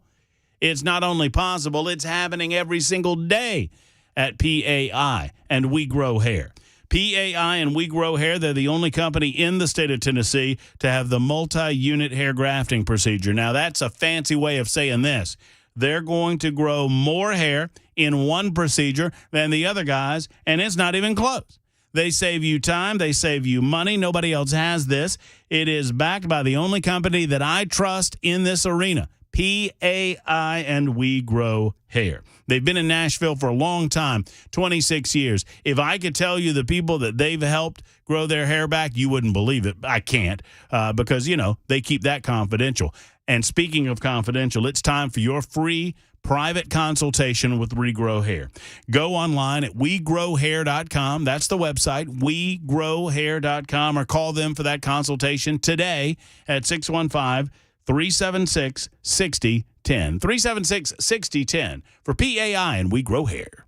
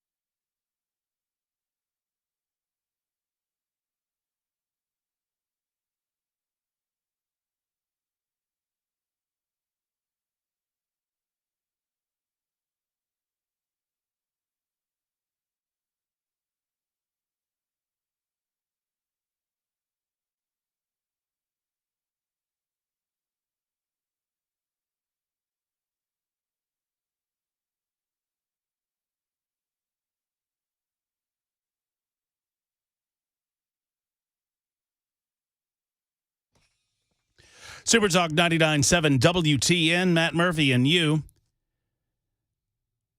Joe Biden has finally decided to go to East Palestine, Ohio, a year after the tragedy of East Palestine struck that part of the world. It is a shame. It is a travesty that it took him as long as it did, and it took until an election year for him to make good on a promise that he made so many months ago. No. They were just waiting for all the toxic fumes to dissipate. Or they knew. That's all it was. Yeah, that makes sense. Yeah, you guys just hang in there. Listen to the EPA when they tell you that everything's A-okay with your drinking water, despite the fact that you can see the swirls of oil on top of it.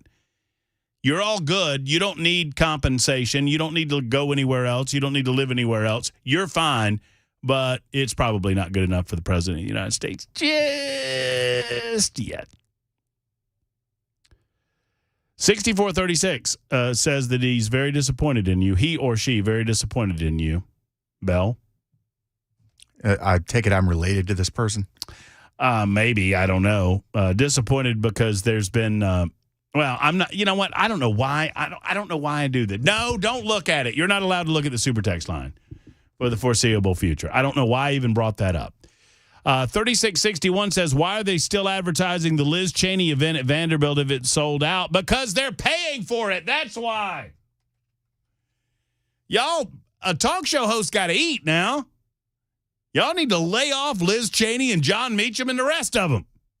Are any of us going? No. Would any of us go if we were paid? I wouldn't. I don't know about you. Maybe for the Dog and Pony Show. Maybe. Hey, if they want to pay me, I'll go. But as far as the advertising budget on Super Talk 99.7 WTN, I would suggest to you that Matt Murphy need a new pair of shoes. So y'all need to lay off Liz and John Meacham and the rest of them over there at Vanderbilt U. They can, I don't even think the tickets cost anything. Sadly, I think somehow we're paying for it. I mean, I guess Vanderbilt's private, right? So, but they get public dollars. They're going to get public monies in the medical. So I don't know how we're paying for it, but somehow I feel like we're paying for Liz Cheney to come here. But at least we're getting a little of that on the back end in the form of advertising.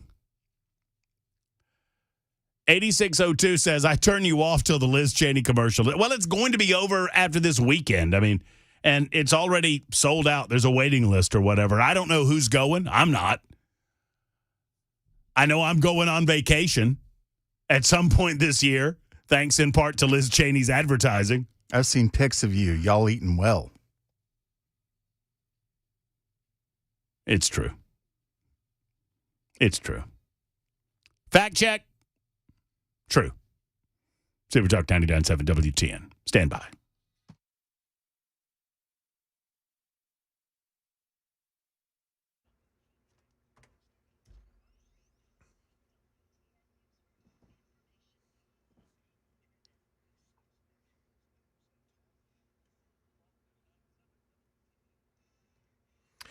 It's 2 o'clock. I'm John Michael with your top stories. 55 degrees in Nashville with plenty of sunshine, traffic, and a complete weather forecast coming up in a few minutes. Investigators in Boise, Idaho are looking for answers after an aircraft hangar being built at the Boise airport collapsed on Wednesday night. Alex Stone has the latest.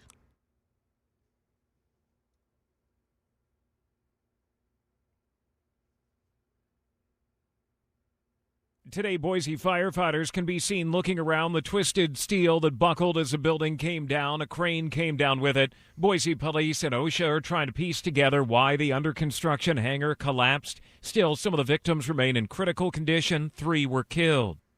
This was a private hangar that was being built. More is being learned about the deadly attack on U.S. service members stationed in Jordan. ABC News has learned that the drone that killed 3 Americans and wounded dozens more over the weekend was an Iranian-made suicide drone that managed to hit the base's living quarters. The White House also says the attack was carried out by an umbrella group with ties to Iran.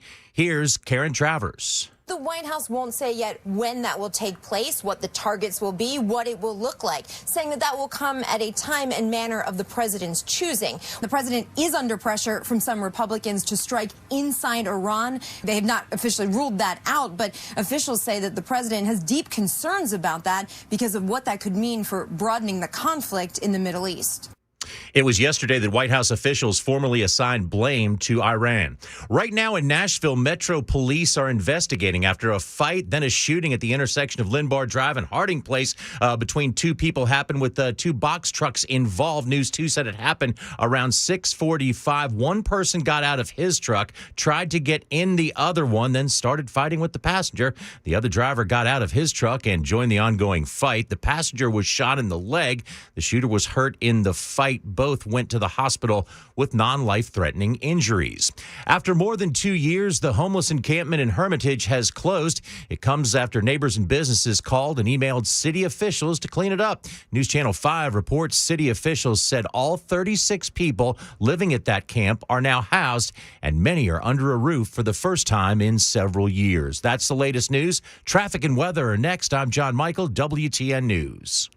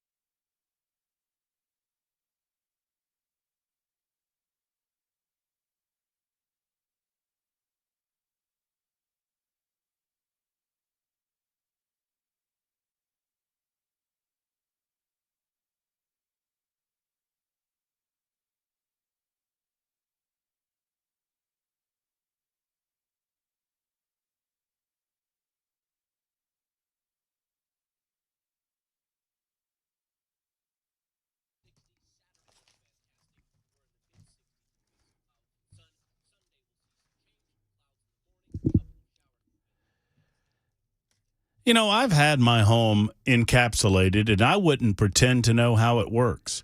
I don't know how it works, but I know who the best are, and that is USS. And you don't have to take my word for it. You can take the word of over 25,000 satisfied customers. I mean, it's one thing to be in business for 30 full years, and United Structural Systems, they have been in business for 30 full years. It's another thing to have that many customers saying, A-OK, yes, we love these guys. What a professional company. They got the job done. They didn't overcharge us, and we love the peace of mind that they brought to our home and our family. That's what it's all about at USS, United Structural Systems. Find out what they can do for you. Now, obviously, if you've noticed some of the signs and you know what those signs are, you know you need to call. But if you don't know what those signs are, go over to USSTN.com, USSTN.com, and they can describe some of these signs of foundation issues and some of the signs of waterproofing issues. Here's a hot tip. If you smell that funky smell, if you smell that moldy or mildewy smell, and certainly if you see water standing, that is a sign of an issue that you need to address with USS. Serving Middle Tennessee, Southern Kentucky, Northern Alabama since 1994. They are simply the best. USS. Call them today at 615-488-7855, 488-7855 for USS, United Structural Systems.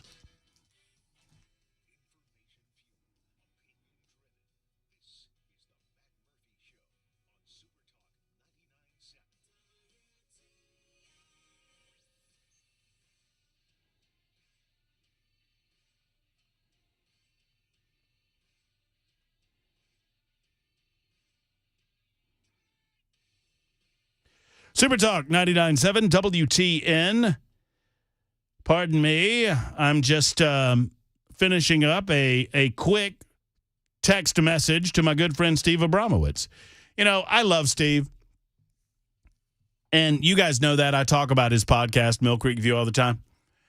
By the way, it's 2:06. My name is Matt Murphy. It's the Matt Murphy Show on Super Talk 99.7 WTN. I hope that Steve's listening because I'm going to peel back the curtain a little bit because Steve and I agree on 98% of things, and we are a testimony that you can agree on most everything and you can disagree on some other things, and you can agree to disagree on some other things and still remain friends. And I think Steve and I are doing that. I don't believe that either of us are purity conservatives, meaning I don't claim to be a conservative. I'm a libertarian with a small L, but I don't have these litmus or purity tests that equate to feeling like someone is a bad person because we might disagree on an issue of this sort. That said, Steve is still concerned about these voice votes in committee.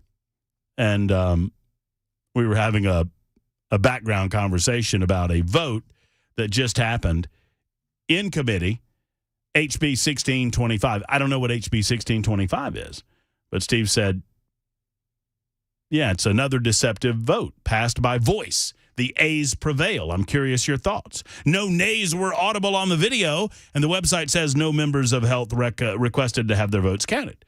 To which I said, yes. So if the yays prevailed and you are considered to be on the prevailing side unless otherwise noted, then everyone voted yes. And it's up to the representative to clarify to the clerk if they were a no. Otherwise, you're going to be considered a yes. You're on the record as a yes. So, there you have it. In the meantime, 615-737-9986 if you'd like to be a part of the show. All right, Belle, you want to go illegal alien and the double finger salute? You want to go parents need to take more responsibility for what their kids are doing on social media, or you want to go tampons? Those are your three choices.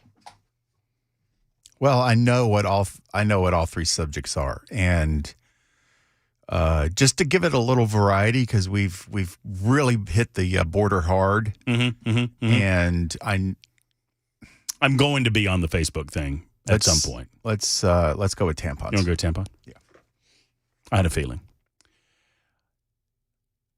A state-mandated tampon dispenser was placed inside of a boys' bathroom at a Connecticut high school. The state of Connecticut passed a law requiring that schools must provide, and I'm not trying to be salacious or whatever, this is something of an adult-themed conversation. Fair warning. The fixture was put into the bathroom as a part of a new state law that mandates that every school must provide free menstrual product in women's restrooms, all gender restrooms, and at least a single men's bathroom.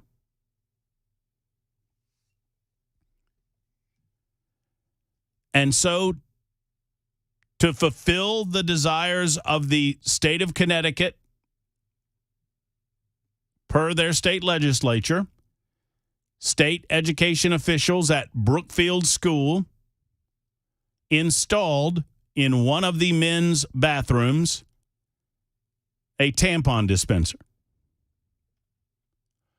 Belle K., have you read this story? I have. I read it last night. Dadgummit. I was going to get you to guess. Anybody on the super text line want to guess how long the tampon dispenser lasted?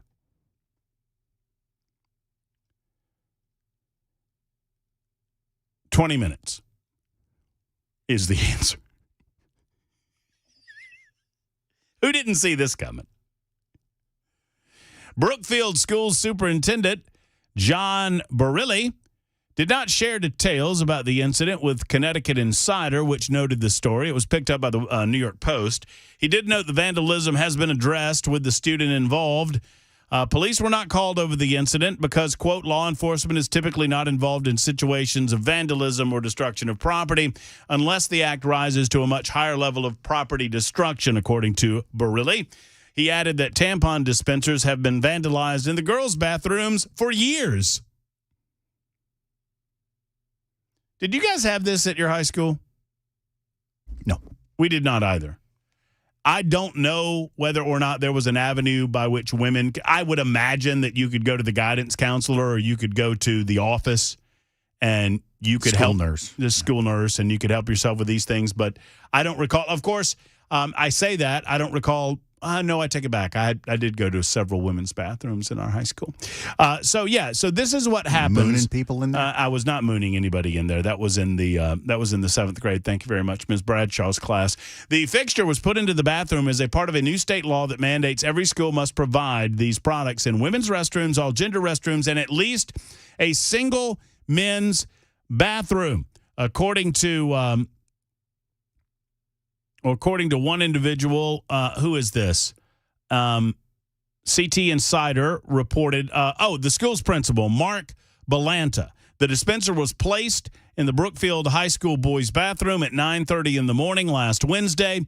By 9:52, I don't know why it makes me laugh. By 9:52, it was torn from the wall, leaving tampons littered all over the floor, according to the school's principal. The fixture was put into the bathroom, I mentioned, because of state law. I am aware that the law says men's bathroom, but the actions today that led to vandalism and destruction of property were the work of immature boys, not men. Well, yeah, men don't have periods either, bud. I think maybe they're making a bigger point that there is no need for feminine hygiene products in a masculine area. Look, I understand that high schools, public high schools, are dealing with a lot. And I'm trying not to be inconsiderate here. If you place these products in the women's room and you place them in the whatever all gender bathrooms that you have on facility, why do you need to place them in the men's room but to upset the guys and to try to infuse politics into the situation? But Matt, what if someone who was assigned feminine a gender at birth because it's assigned, what if somebody that was assigned that decided that they don't want to be that, but then they want to be a man? And exactly. What the hell's wrong with you? Just go to the all-gender bathroom and get you one. This is not hard. Why are we making this so hard?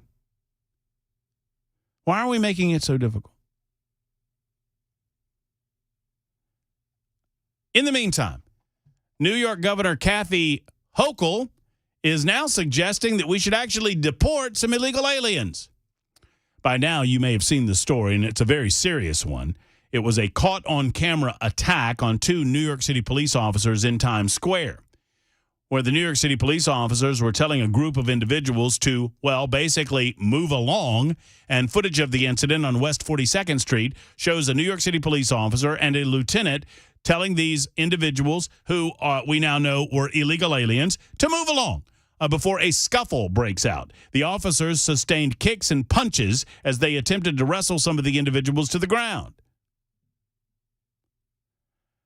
If you've seen the video, these individuals were not there to fight the officers. These individuals were there to kill the officers. And I don't say that lightly. They were attempting, if you watch this video, it's disgusting to watch based on what we know they were trying to do. They were attempting to kick to the head, to at least force them to kick them unconscious, and then God knows what.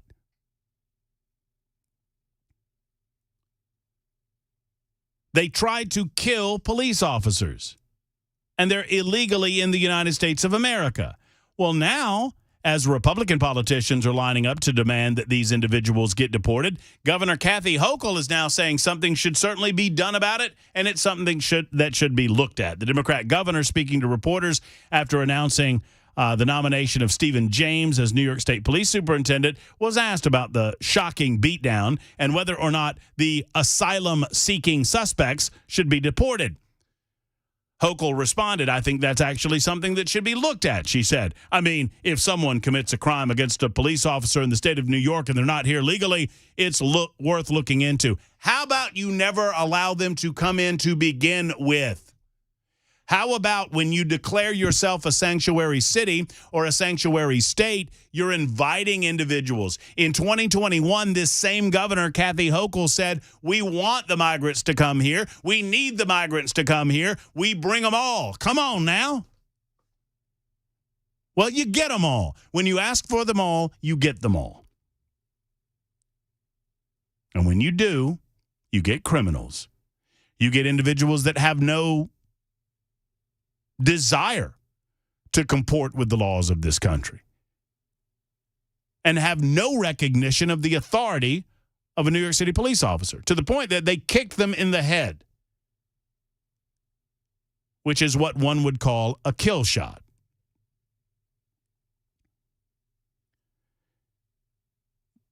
And now suddenly Governor Hochul thinks that it should be considered that we deport these individuals. You think?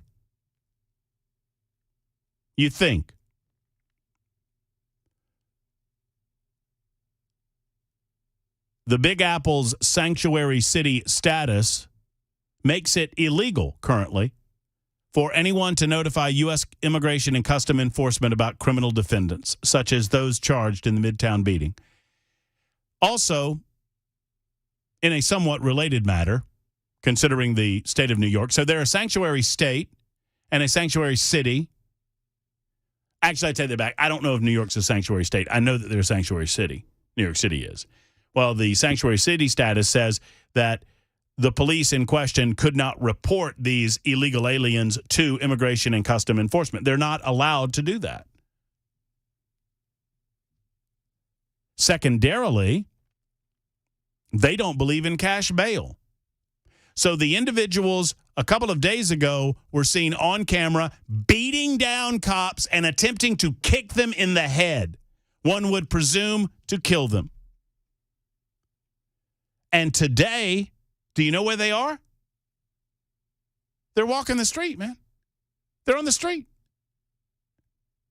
One of the assailants was caught on camera after signing out, doing whatever he needed to do, had to post a no bail whatsoever. They don't believe in bail in New York State anymore. And so criminals who commit violent acts of this sort just get let go.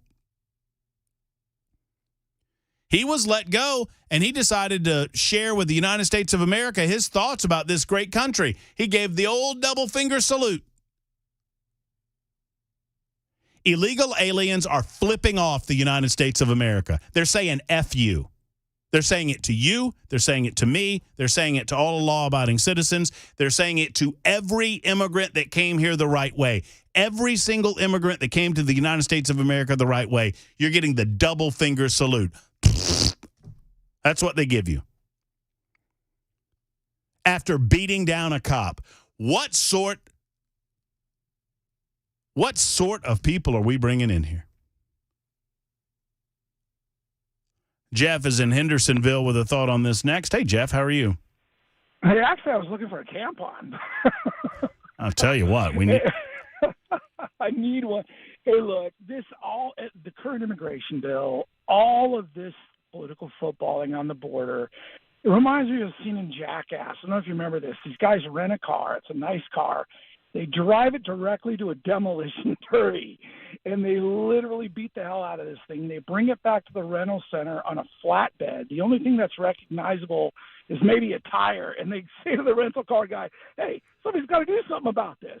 This is insanity. How is this right with anybody? My point. Thank you. Yeah, it's insane, Jeff. I don't know what else to say about it when you have an open border policy to the point where the President of the United States looks to the American people and claims that he does not currently have the authority to stop what's happening on the southern border. It is Bravo Sierra. It is garbage. I don't begrudge you a different political position than my own. This is America, after all. You can be as wrong as you want to be. But I do take umbrage with you treating me like Boo-Boo the Fool. And right now, Joe Biden, whether he knows it or not, and I seriously doubt he knows it, he treats us like Boo-Boo the Fool. I don't have the authority. I don't have the power. If they would just pass my bill, which one you talking about, buddy? You talking about HB 2, which was passed by the House of Representatives months ago? I don't know if it was a month ago or not, but it's been passed by the House of Representatives? Yeah, it has been months. They sent it over to the Senate. The Senate has done nothing with it. They've sat on it. Where's the media report on the Senate sitting on HB 2, which is now known as SB 2 over in the Senate? It's being sponsored by Ted Cruz. He talked about this the other day. I think he was on Hannity the other night talking about it. In the meantime, Congress is in the business of trying to protect us from ourselves when it comes to Facebook and other social media platforms. What regulation are we asking Congress to engage in? I mean, I saw a lot of people on the very same social media that they were condemning yesterday going after Zuckerberg, easy target, I get it. Going after X, easy target, I get it. Going after TikTok or whatever it is, going after all of these social media, Snappy Chat, going after all of these social media platforms, all angry about them because they're not doing enough to protect our children. And while I understand that there are certain things that we might expect as consumers of these products that they do more, my question consistently was, what about the parents? Now, I understand, and my heart goes out to some of these folks who have lost their children as a result of cyberbullying or as a result of children falling in a bad way with the wrong crowd on social media. But I have to ask, where were you? Are not parents the first, second, and last line of defense here? Why are parents not saying no? I don't think we need government intervention into what is ultimately a free speech arena. I don't think that's your answer. Government always screws something up. Let's talk about it next on Super Talk 99.7 WTN.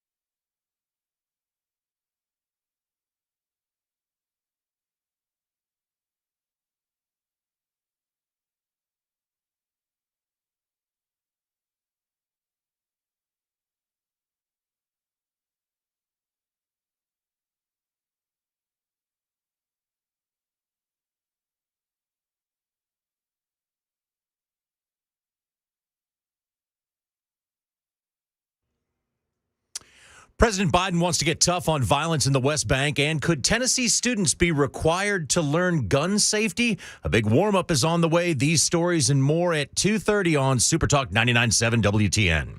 Thank you much, Mr. John Michael. We appreciate you in for the Ailing McMorrow this afternoon, 2:30, almost 2:30 on Super Talk 99.7 WTN as we consider the Matt Murphy portion of the broadcast day and hand off to Brian Wilson just a little bit from now.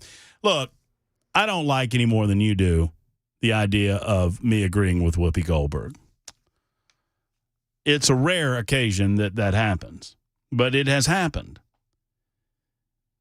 Yesterday, in the Senate Judiciary Committee hearing, there were a variety of CEOs standing and offering testimony with regard to their social media platforms. Now, I'm on record as saying the world is a worse place because social media is in it. And if I were king of the world, I'd turn it off and watch all of you freak out. And all of you would. Because all of you, most of you, are on some level addicted to social media or to, more broadly, the internet. I know I am. I remember a time when I did my job. Believe it or not, I'm old enough that I did a job. I did this job before the internet or before I relied on the internet to do my job. Newspapers.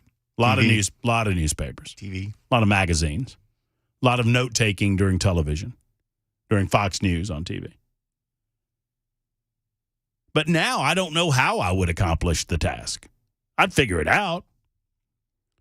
So I'm on record as being rather anti-social media, but I promise you, as anti-social media as I might be, I am more anti-government. And I don't think you want what you think you want when it comes to the government that you're expecting to solve this issue for you. Because the government never, well, I won't say never because I could probably come up with an incident or two. It is rare that the government involves itself in the private sector or the free market and makes something better. And off the top of my head, I can't think of an instance where that is the case. So yesterday, the Senate Judiciary Committee hearing with CEOs of Meta, X, TikTok, Snapchat, and Discord made a lot of headlines and a lot of people responded to it. And obviously, it was a very emotional testimony offered as several members of the gallery were parents of children who died as a result of interactions on social media. And Lindsey Graham was on all the major networks. He made all the newscasts saying that these companies had blood on their hands. Well, if the companies have blood on their hands, what about the parents? My fear is that we are granting government the authority to repair these things that we ought to be repairing ourselves. What about mama and daddy when it comes to the dangers of social media? Do we not understand the dangers of social media at this point? Can you not best assert or ascertain whether or not your 13 or 14 or 15-year-old is mature enough to handle social media to the point that they can get on Facebook or Snapchat or whatever?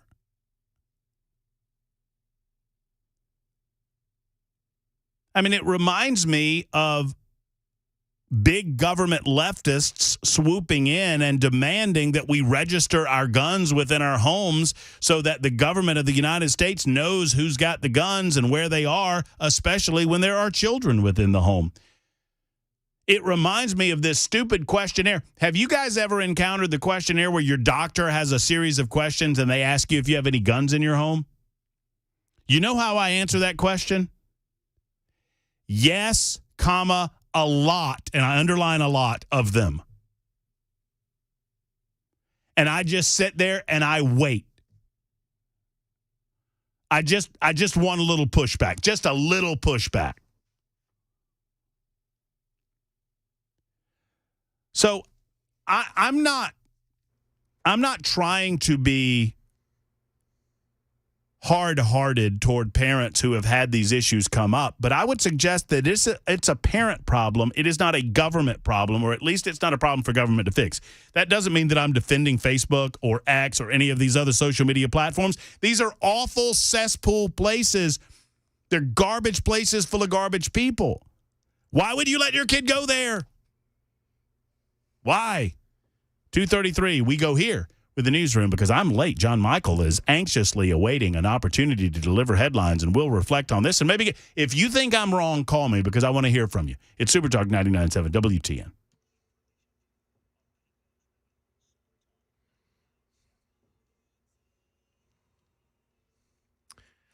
It's 2:33. I'm John Michael with your top stories. 55 degrees with abundant sunshine in Middle Tennessee, and it gets warmer by the weekend. Weather forecast on the way in 2 minutes. A traffic alert for you. There's a rolling roadblock on I-24 near Clarksville.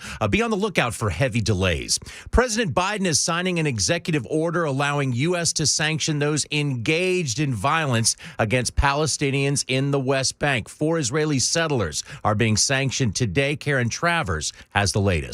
The White House says the executive order President Biden signed today allowing sanctions on individuals who engage in violence against Palestinians in the West Bank is a new tool. But National Security spokesman John Kirby dismissed questions about the timing, with increasing criticism about the administration's policies toward Israel. It's a signal to the whole world how seriously President Biden takes this violence against the settler violence against Palestinians in the West Bank. He's been very, very clear on that for a long, long time. It's got to stop. Kirby also says no government sanctions against Israel are planned. After more than 2 years, the homeless encampment in Hermitage has closed. It comes after neighbors and businesses called and emailed city officials to clean it up. News Channel 5 reports city officials said all 36 people living at that camp are now housed and many are under a roof for the first time in several years.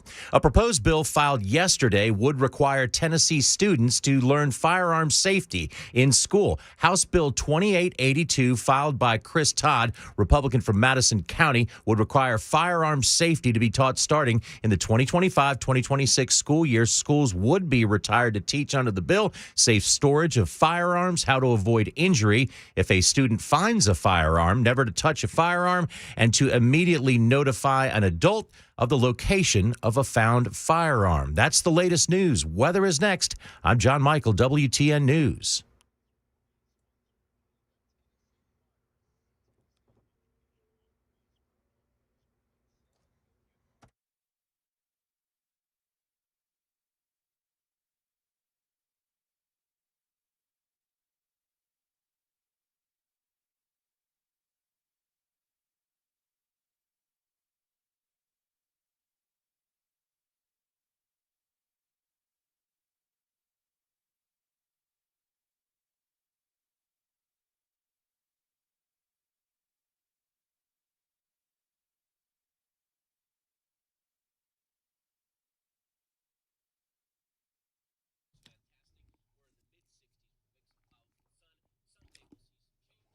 Spot here.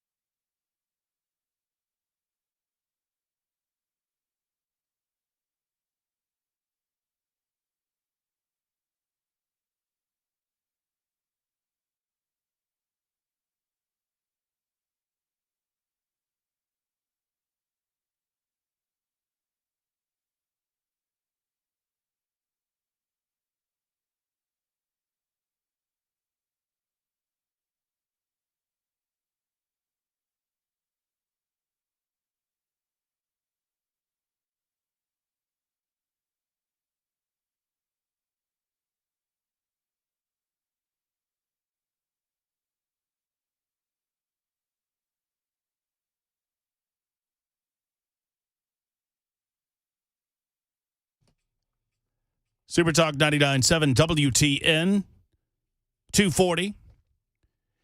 Finishing up with a conversation regarding social media. And look, I understand it. I get it. I understand why people have a propensity to glom on against these big corporations and these CEOs. And I understand. Look, I'm not one to defend Mark Zuckerberg. I'm not going to defend a platform that chose to censor individuals based on their political affiliation or political beliefs, censored people attempting to get the truth out about, the jab or COVID-19, whatever it might be. Mine is not a defense of social media. Mine is a suggestion that the shark is a shark. And you have certain expectations that they're going to do certain things, but they cannot possibly police better than you. Sandra writes in and says, but Matt, wouldn't you have to go inside of a bank without the internet? Well, Sandra, you know how much I hate banking. I don't care for banking, and I try to bank and engage in banking as little as possible. My hard and fast rule, friends, I don't consider going to the ATM banking. For those who don't know this story, I don't consider going to the ATM banking, but outside of that, I try not to bank. I don't know why. I just do. And yes, you would have to do more banking, Sandra, if there were no intrawebs. John says too many of these kids don't have real parents. They have biological donors. True that. You're also forgetting about the 70s when TV was becoming such a prevalent, regular thing in people's homes, and we had the government step in to decide how much TV was best for children and, what kind of TV. We can't live educational only. My grandmother, have I told you the poem that my grandmother wrote about me? I don't remember this. No. Matty is a TV nut sitting on his little butt, watching TV all the day while all the kids are out to play. That was her poem for me. She would say it very loudly walking through the room, and it was my notice that I needed to get up and go outside. Did she ever was she ever like, well, I know why you end up in radio. You're too into media. She said, no, she said I was just always a show off, which is fair. Parents can't keep their kids 100% off the internet, or you're right. There's a lot they can do. However, it's a good thing for the government to hold Facebook, et cetera, accountable. Well, I don't disagree with that 6670. Tell me what you want Facebook to do. Here's my solution, and you're not going to like it. If you want a hard and fast way in order to prevent some of this from going on, okay. What the last thing you should want is for the government to be into content curation. In other words, this content is okay, but that content is not okay. By the way, and I'm not defending Facebook when I offer you facts, but I will offer you these facts. I told this to Bel K earlier.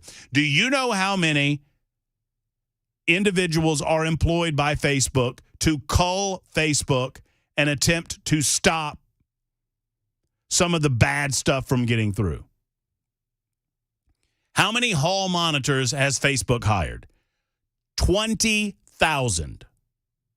Facebook employs 20,000 people to act as hall monitors to flag and note things that are offensive or inappropriate or whatever.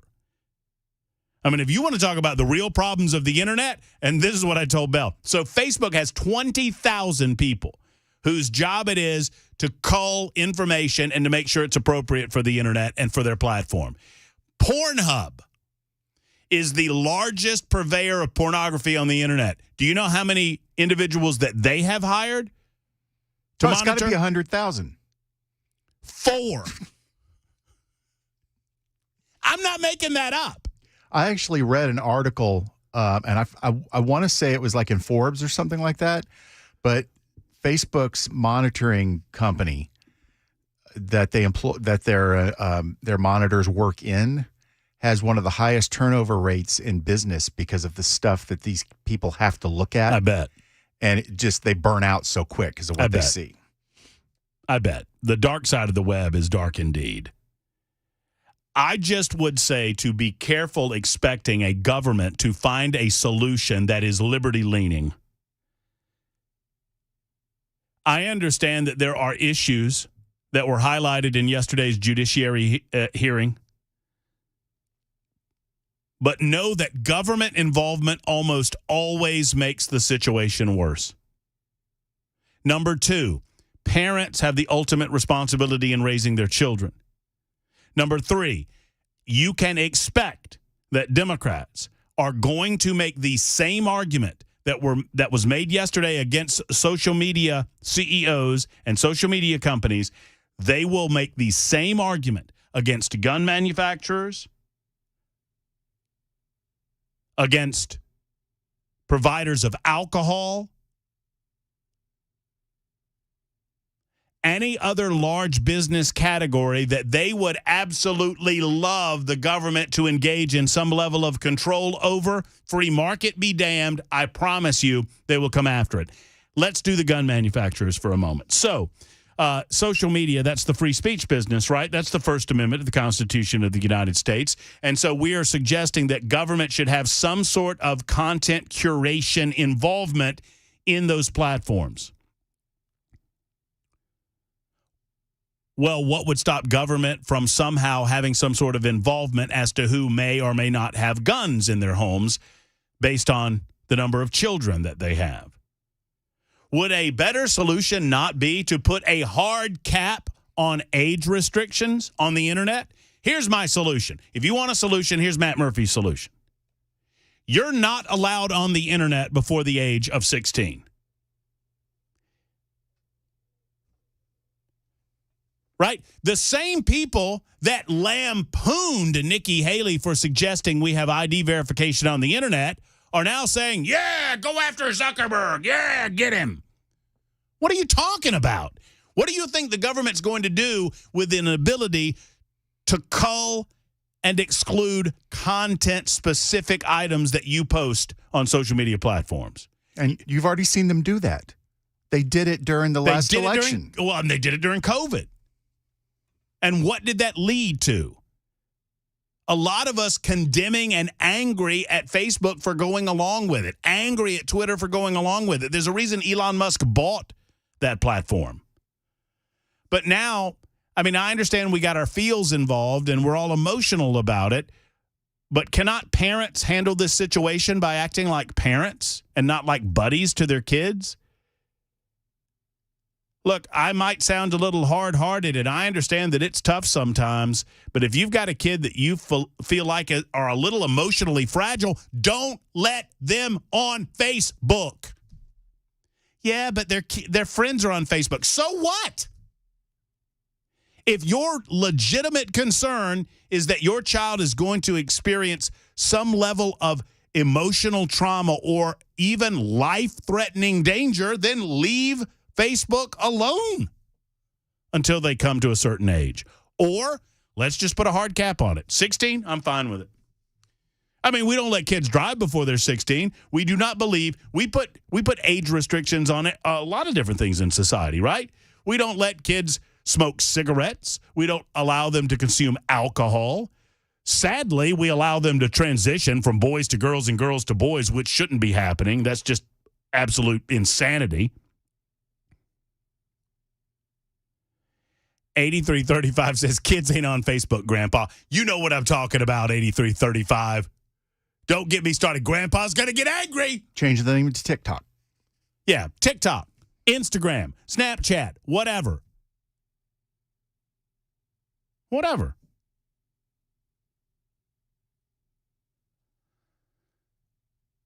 Parents are getting all riled up about something that they have the solution for. David has the last word on this in Smyrna. Hey, David, how are you?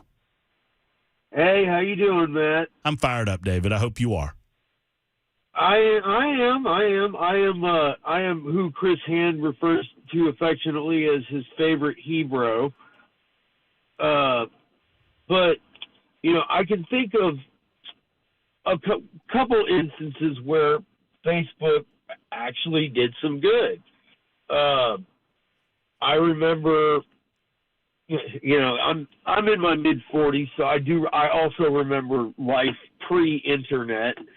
You know, I remember AOL dial-up and all that, but you know, I do remember when the Tea Party, when it was in its nascent stages, a lot of the organization for those various independent Tea Party groups took place on Facebook. And I didn't get on Facebook probably till I was 35. Like, I resisted it like the plague. And the only reason I got on it was to, you know, kind of keep track of people that I knew from high school and people that I had worked with over time. But it was key to forming the Tea Party, and it was also a big piece of Donald Trump's first presidential campaign. Yes, But Donald Trump. I and by the way, that I've been saying that for a while, David, that Donald Trump won the 2016 election on the internet. And he lost the 2020 election on the streets with vote harvesting. But anyway, look, can we get? I'm sorry to rush you, David, but time is creeping up on me. Let's make what is your ultimate point? What do you think about it?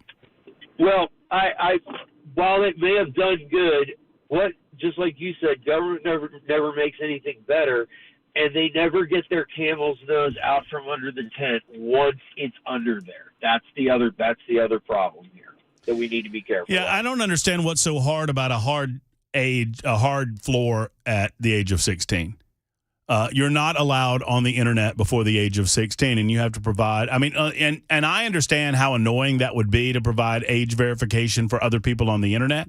But if it is that real and present of a danger for American youth, then that's a better solution than content curation, which is what was being proposed yesterday. And we will talk with Marsha Blackburn about this because I know she was a part of that discussion, and Senator Blackburn comes on with us quite often. We'll have her back on to discuss this and other matters. We'll talk with Brian Wilson coming up next about what's happening on the drive. That's coming up in moments on Super Talk 99.7 WTN.